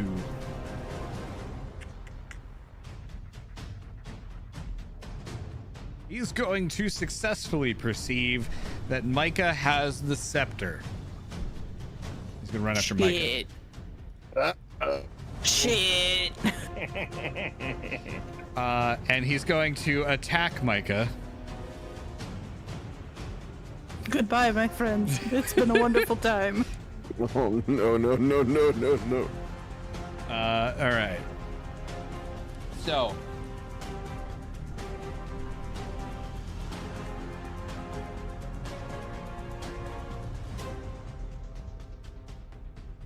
Jesse, you're making me nervous. Stop stalling. Because he knows you about to die.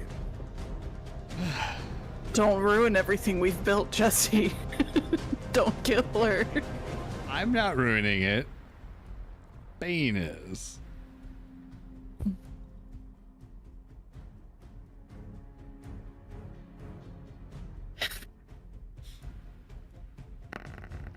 Holy sh! All right, you're not dead. It's 32 damage. Off the first attack. Oh. So he looks at you. He's like, runs over to you, and he's like, "That is my scepter." And he starts slashing at you. You dodge from one of his attacks, take the brunt of two of them. Oh, I forgot to roll one. Sorry. Wait, did I miss? Is he not blind anymore? He's not blind No, anymore. he saved. Oh, okay. I must have missed that. Okay, one more.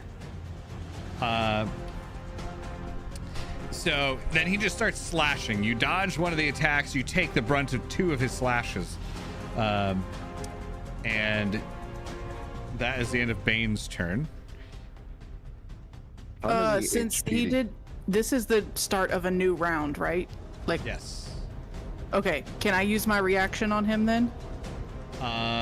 You have not gotten back to your turn, so no. Okay, it's got to go full circle from me. Yep. Got it. Okay. All right, next up is this dryad that's going to attempt to attack the ghast that's attacking it. And it misses, of course. Maddie, you're up.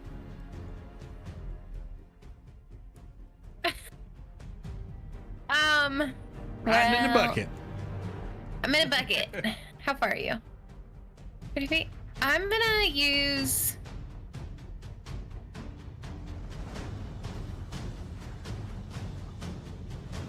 Dust Devil. Okay.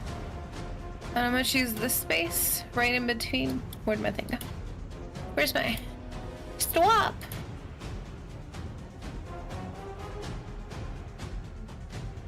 Why can't I click? I'm right here. Right. That square. Right there. Yep. Thank you. Okay.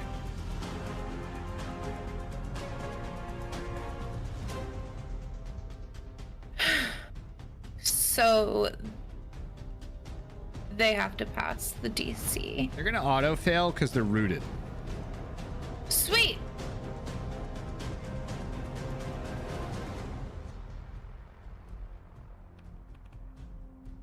Seven. Okay. Now it's supposed to push them 10 feet. Will it still push them if they're rooted or no? It will not because they're rooted. Okay. That's fine. Just checking. Yep. And then that'll be it. Okay. So they each take 7 damage. Forgot to do the actual damage. Sorry. Okay, so next up, Bellareth is going to kind of start. He's going to turn and kick at the guy behind him and try to like gore the guy in front of him with his antlers. The one behind him is going to take a big hit. The one in front of him from the antlers is going to dodge. So the one in the back is going to take his horse is going to get a big kick in the face, and it rears him back, and you see like chunks of the horse just go flying off. All right, Mozzarella, you're on deck. This guy's going to slash back at Bellareth with his sword, and Bellareth is going to take 2 massive hits, and you just see blood spray all over that area of the floor. That is the end of that turn. Mozzarella. Okay. I'm gonna run like... Oh, hang on, I'm not. I'm gonna sidestep this guy. I'm gonna run up to Micah and say, Micah, do you consent to being whisked away? Micah is heavily consenting right now. Please, for the love of God, get me out of here. So I'm gonna... Oh, where did my spell book go? Hang on, hold up. I'm gonna grab Micah and cast Thunderstep. Roll an Arcana check. Oh, mother... Still holding the fucking scepter. Wait. Okay, this was actually something I wanted to do beforehand. Can I don't know if it would be an action or a bonus action to take the scepter and just throw it to Alaral You can kick it away. towards her? Yes. What if I want Isn't to she unconscious? grab it and throw it and I'll call let you her do that as a name? bonus action. As a bonus action? Okay. Yep. I want to grab it, throw it, call her name, like to get her attention. Roll an athletics check.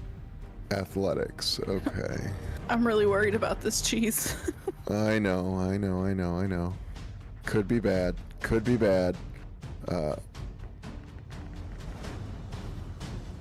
I'm gonna use inspiration. All right.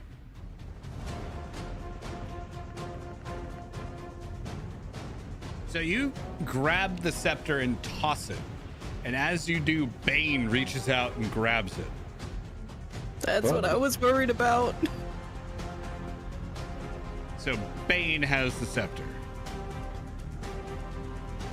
Okay. Give me a second. Would you also classify Bane as a large creature? Oh, yeah. Yes. Okay, just checking. What's the worst that could happen with the scepter in his hands, you know? Be fine. It does open up some possibilities for Maddie. What? Well, you know, now the necklace will work. Nicholas. For Micah. Me and Micah. I'm sorry. I said Maddie. I meant Micah. I was like, what necklace? This is all your fault for making all M-named characters. I take no Hey. responsibility. You've continued mannequin and Maggie and I need to get that scepter away from him. Geez, I withdraw consent so you can do other things. Well, I'm trying to think of what other things I can do. just Sorry. ask him. Yeah, hey, can I have that back? Please, Mr. Sir.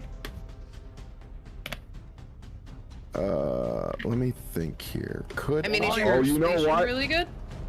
I still have movement. I know what I'm gonna do. Oh boy. But I would still have to do the Arcana check.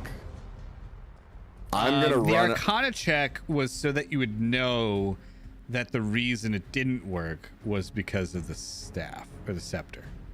God damn it! I can't thunderstep with a scepter. I'm not taking it to a pocket dimension. I'm just going from here to there. Correct. Wow, that thing sucks. I don't even want it. He can have it. What else could I do? So as you're thinking, so when Bane catches it, he holds it up and he says, finally. All right. I mean, he can't do anything else because it's not his turn, but you know. Okay. All right. Trade him a bagel. Is there any water near me? Geez, I would like to remind you that humans are 70% water. Also, he's a plant. He is a plant, which means he needs water to survive. But He's too much water undead, will though. kill him. Huh? He's part plant, part undead human. So you can't drown him, but also there's no major source of water in this building. I feel like there should be since it's all plants. What I mean, if I there's tried water, but there's to not like a use? pool. What if I tried to use shape water to pull all of the water out of his plant body? I don't think you could do that because it's only like a certain amount. Can I argue it? Sure. Can you? Well, because I was able to mold earth and pull little bits of rock and stuff out of them. It's true. I just don't think you could pull a significant amount out of water out of it. Well, hang on. Let me see. Because there is like a 5-foot cube, but at higher. Okay, I'm getting in the weeds here. I'm gonna step over here, and I'm gonna Rhymes Binding Ice this guy Okay. Oh boy.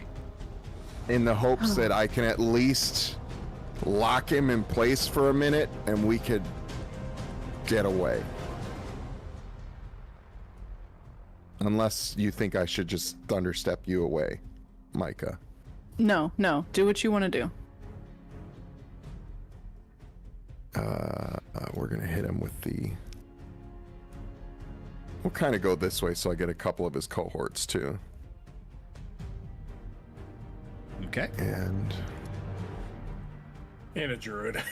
did I? Is there a druid in there? Hang on, I tried to avoid Dryad that. in there. I You tried can move to it avoid so you that. hit the ghost and not the dryad.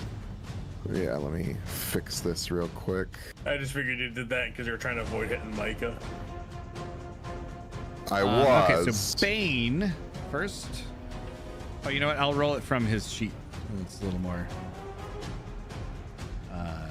Okay, so Bane passed. The Minotaur. Hold on. Yeah. The Minotaur skeleton. He passed. The ghost. The ghost cannot be restrained, so she doesn't have to. Well, I guess she still needs to for damage, right? So I'll roll that. So she failed, but she cannot be restrained. The Ghast failed. And Viren up here. He does not have the correct stats on his sheet. So he passed.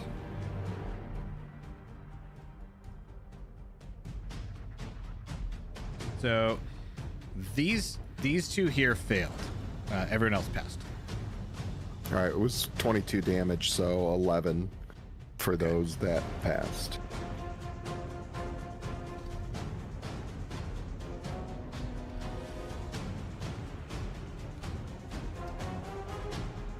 Okay. And then I'm gonna use my bonus action to drop a shield. Okay.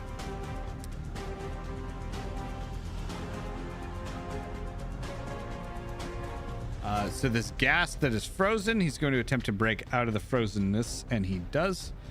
So he'll remove that condition, which he shouldn't have had, I think. I don't think he can move though, right? Once he breaks that. Yeah, that's his action. Okay. So if he wants to use a bonus action to move, he can. No, you can't do that. So this one over here, the Dryad, is going to attack the skeleton. The skeleton gets mauled and just bones scatter. The next Dryad over here is going to attack the Ghast, and she is also successful. So he's going to get rooted by the vines, and he's going to take some damage. Next is this ghoul over here. So the ghoul is going to run over to here and attack Micah. And that's not gonna do. Okay, so that missed. Next up is Alarel. So you're going to hear her. She just shouts something in a language that you don't understand. Although Ken may. Ken, do you understand Sylvan? You do. Yep. So you hear the words, "Come forth, banished one," in Sylvan. And from above the wooden table where that Minotaur is, you see this like green kind of energy start to manifest, and out of it falls two figures. One, a cloaked figure. Another is a half-rotted bear, and they collapse onto the table and look up, and the figure looks over. He kind of looks over the scene and says, and pulls out a bow. You cut out. No, he says,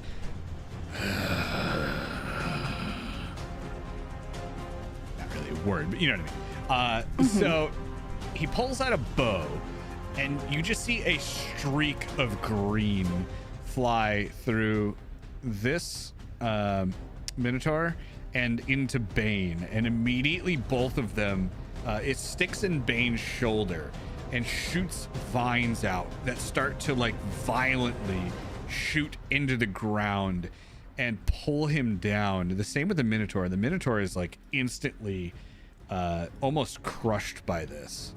It takes a very significant amount of damage, and it's just like pinned onto the ground. Bane is like grasping at his shoulder that is pulling him back, holding the scepter in one hand, and like trying to maintain a grasp on it. And as he falls backwards, you see him like scrawl something onto the ground, and a portal opens and he just falls through it, and it closes behind him. Bane disappears No. With the staff. with the scepter. After that, oh, I'm sorry, your mirror images should also be with you, but I don't think there's after that, the bear runs up and just tramples over this Minotaur, and it dies.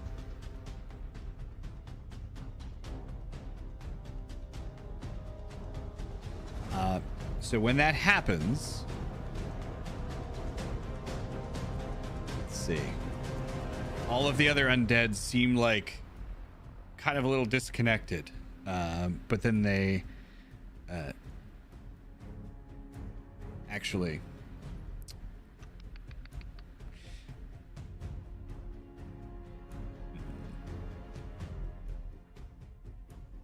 with Bane gone, the other undead kind of start to crumble and fall apart.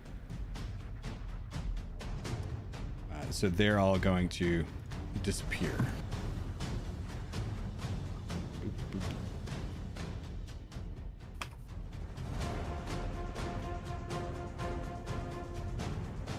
I don't know, I'm just deleting them all individually. Probably could save time by not doing that. But anyway.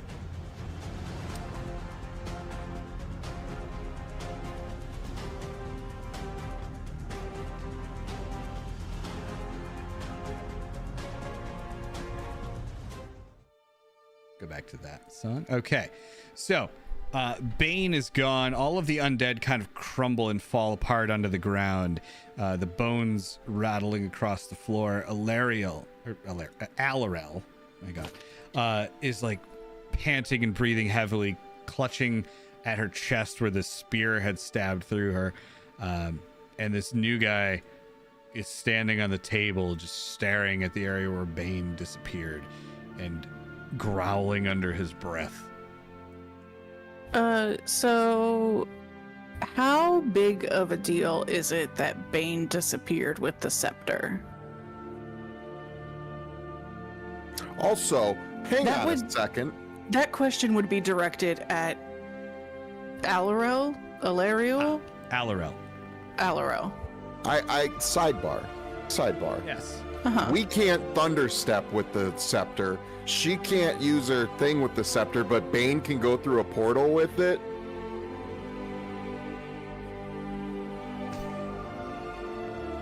I don't. That feels against the rules to me. I don't like that. I don't like that. Well, nobody made their Arcana check. Bane didn't make an Arcana check. He just fell through a portal. He knows what it is. I'll heal the queen for 17. All right. I used the last of my spell slots to heal her up. Okay. Yes, there is a reason for all of that, and I was going to tell you, but nobody passed the Arcana check, so I couldn't tell you what it was. Can I just ask what's her face, Yeah. what it is, and why it wouldn't work? I'm assuming do that. I didn't do an Arcana check because I never tried casting a spell while holding it. What? Well, I never had to make an Arcana check. I'm assuming that's because I never cast a spell or anything while holding it. Right. I would like to ask her. So, you ask her what the scepter is. And... Well, thank you, Nola. You can roll on the thingy if you'd like to roll a d10. Or a d20 is, and, only take the result if it's under 10. Or 10 or under. But thank you very much, Nola. Okay, so the scepter... so she says to you... That scepter is a symbol of my station. It's the scepter of the forest lords that have come before me. It has a power that can be used to nullify magic. Okay, and how big of a deal is it that he has it? I don't know. I don't know what he would use it for. Oh, on raising undead hordes, it seems. Do we know where he would have disappeared to? Trying to remember if you guys brought up the temple to Ken or not. If you guys haven't brought that up. They have not. All right. Although, would you have? Because that was kind of a side note in your adventures underground. Yeah, You probably would we have. probably would have. And that temple did look like it had some sort of, I don't know, magic barrier around it. Yeah, because Ken would be like, didn't you guys say you saw a magic temple in your adventures or something that you needed to fend him, like stop him or something? Yeah. And Ken says this kind of having better understand that it's not Mazzarello, that's the Soul Lord. He says, Master Soul Lord Duke, with like a smirk on his face. Sorry, I'm distracted. I'm thinking, what did you just say? My apologies. No, he was just saying. Nola got you a good roll here, so you can now ask a wise, mysterious entity a question and get a yes or no answer that is 100% truthful. Nice. Who gets to ask?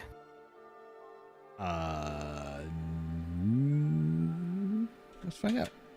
I'm gonna roll a d4 and it'll go to so my order here is Ken, Maddie, Micah, and Mazzarello. So let's roll a d4 and we'll go in that Mazzarello.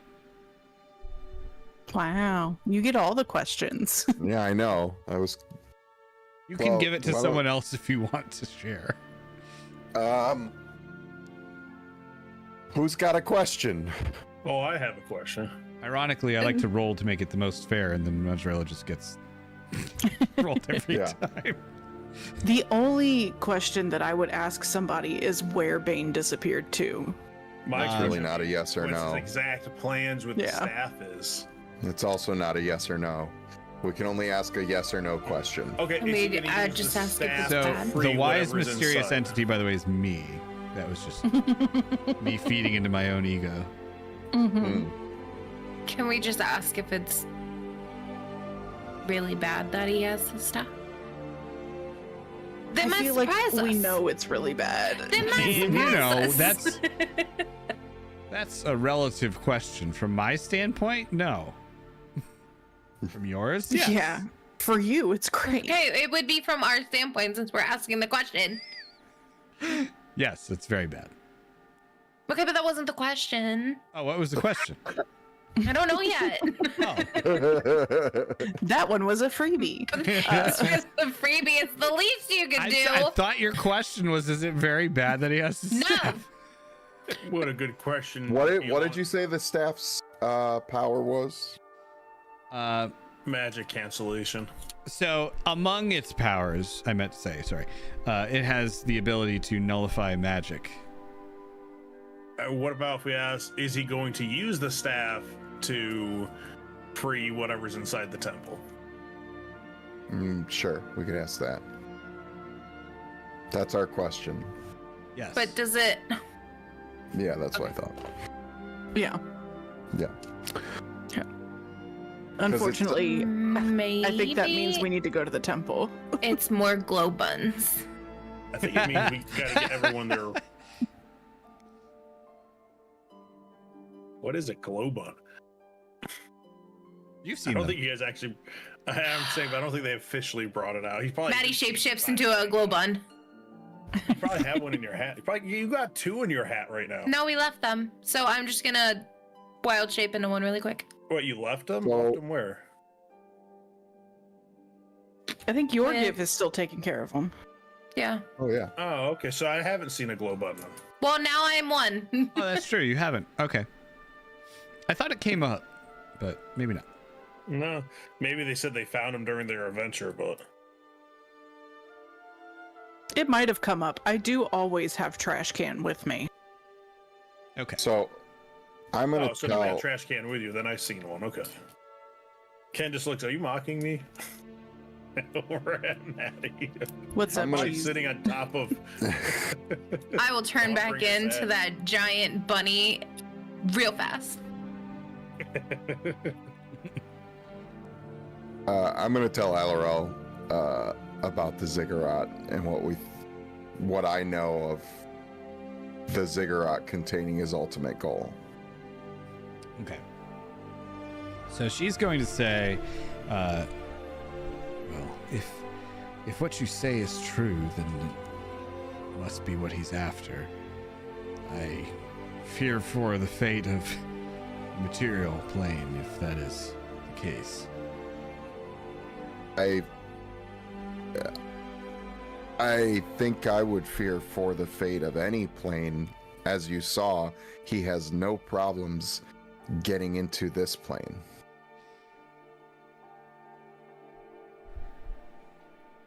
And out of this plane, apparently. And Yeah. out of. Yes, I would. Tired of these mother trucking banes. On this mother trucking plane. Mother trucking banes. Sorry. My question is, how would a creature like Bane know that I even had that? He had That's a to get that information from somewhere. Who knows you have it? No one outside of the Fey realms, as far as I'm aware. Does Maggie know you have it? Probably. There it is. And as you guys are talking, she would also explain to you that she would explain more about the powers and how she would control the scepter. So what happens is, because I'm just going to paraphrase this because it's a lot of an explanation, but basically the reason that was happening, and what I would have told you with an Arcana check, is that she's like the wielder of the staff, knowing what it is able to kind of focus and use those powers. But with the staff dropped on the ground and not, having someone holding it that knows how to use it, it would just be wildly like nullifying magic in a small area. So Wait. then these two walk up, and the cloaked figure is going to say, now that I'm free, send me after Bane. Who are you? Ken lets out a yelp because he forgot this guy was here. He's going to move up and stand next to the bear instead of just being behind Maddie does the exact same thing that Ken does. I'm thinking he looks like a really chill dude, and I'm gonna be like, hey, what's up? Who are you? And he gets behind the queen and kind of looks around at this guy. He looks at all of you and then stares back at the queen and says,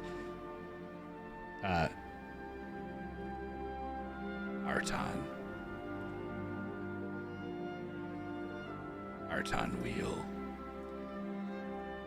And I think we'll end the Arton session Wheel? there because I just realized it's 11:31. A little bit over. A little bit.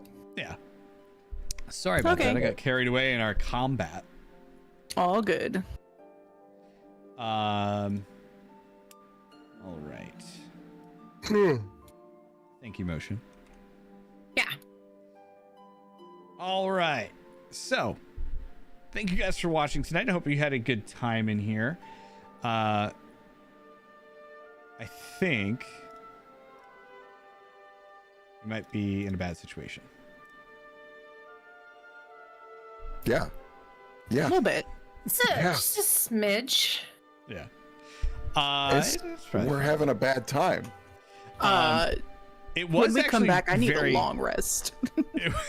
it was very interesting because I hadn't, like, when the scepter fell and I described it falling, I wasn't planning to describe it falling, and then I was like, oh man, I hope nobody realizes they could just run up and grab it. And then you did, and I was like, huh.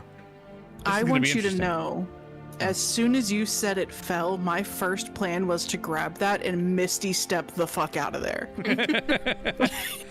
But then Ken beat me to it. It We was probably it was should pretty have interesting. I was given like, it all right, this is going to be really interesting if they get the scepter and leave, because that's going to be like kind of a hunt. Like Bane's going to keep hunting you guys down, but yeah. That's where my second plan came in, of dropping it in the Shadowfell and then coming back. I loved the plan, and I was like, okay, this is going to be great. But I was hoping you would roll the Arcana check, and then I was gonna kind of tell you, like, all right, you have to focus your energy on like not nullifying the magic of the of the necklace. But since you didn't get the Arcana check, I was I like, tried. I know. But I was actually secretly hoping that would happen, because I was like, this is, I don't know, it just all seemed like very interesting if that had gone that way. But now the world's just gonna end, so it's okay. It's fine. The world may never know. But yeah, It's no big deal. yeah, I mean, it's not gonna end like right now, you know. Yeah. Probably Why next session. wouldn't he like just zip zap zap straight to the ziggurat and unlock it? Like the world should be ending this second. He's gonna do a monologue. You know? He's got to wait for us to get there so we can see him succeed. And his villain song and everything. Yeah. There is actually a little more to it, and I don't think we've really hit on that yet. So can't tell you what it is, but We'll get there. yeah, Secrets. yeah. All right, Thud. Keep your secrets. I've never heard of this Alderon. What's that? Yeah, never heard of it. Yeah. Isn't that? No. All right. Anyway, it's late. So let's go through cheese. Well, actually, you know what? I'm gonna save cheese for last because that makes sense. Since we kind of go together now. Darth, where can we find you this week? I am on Twitter, I am on Instagram, I am on TikTok, and depending on how work goes tomorrow, maybe with Motion if Motion is streaming. Ooh, ooh. Woo! And well, that leads into Motion. Where can we find you this week? I will be streaming tomorrow. Ready or Not just came out as its full release, so Oh, wow, that was we're even fast. playing that all night. Imagine a game in early access actually releasing. I It's know. amazing. It's pretty big. It's an anomaly. I But gotta you can get also it. catch me everywhere I else mean, one as of Motion those Chicken. just- So Got Game of the Year and like 6 other awards. true. Oh, yes. Well, that one wasn't a Steam early access one though. That was actually Yeah, it was. early. Well, I mean, it It was. was out in early access for 2 years. You know what I mean. It wasn't like a Steam greenlit indie title that just sits in early access forever. All right, Powder, where can we find you this week? On the Twitter/X or whatever you want to call it, in our Discord. So go join our Discord. Join it now. Join it. All right. Join the Discord. Jeez, where can we find you this week? Well, this weekend I don't think I'm gonna be on anyone's streams this weekend because it's like prepping the house for family. But Monday night, I believe, unless plans change, Mine we have will not. be playing some Season of Discovery over on Jesse DeMoro, twitch.tv/Jesse DeMoro with Jesse DeMoro. Oh my God, that's me. That's where I'll be this week. So Cheese and I have started a little stream doing WoW content on my other channel, which. All right, so Whirl, I have to change the Nightbot. I'm sorry. It's Jesse DeMoro, not SCJ Live anymore. I changed it back to my normal name because it was too weird. So yes, we'll be over on Jesse DeMoro channel playing some WoW on Monday. So make sure you check out Motion and Cheese and that's it. Oh, and Darth on Motion stream. And we won't see you next week because next week we will be off for holiday break. But we will be back the following week. And that'll be a little holiday special. So join us on I think it's the 28th, right? Yes. Yep. So we'll be back on the 28th for a little holiday special.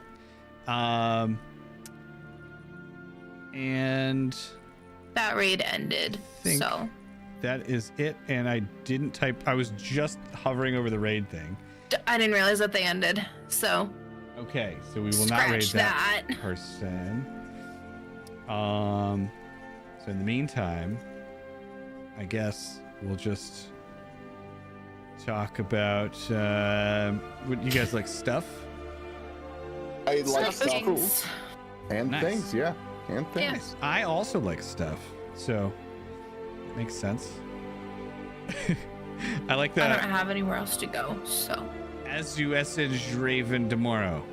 Maybe I should have named it that. All right, so since we don't have anyone else to raid out to, I guess we'll just end it here. But thank you everybody again. It's been a great. I was gonna say it's been a great year, but we have one more session in the year, so we'll do it then. Yeah. We'll see you the week after next week. Have a great week, everybody. happy holidays. Happy Happy holidays to everybody. holidays. There's, I think, one day left of Hanukkah, so that still applies, right? Mm-hmm. Yeah, don't forget the Toyota-thon is on. Oh, And Honda Days. And Honda Days. happy Honda days. And Happy Ford. Festivus. Sale. All right, we'll see you in a couple weeks, everybody. Thank you. Good night. I'm actually going to end it and not get raided by Stevie this time. Goodbye.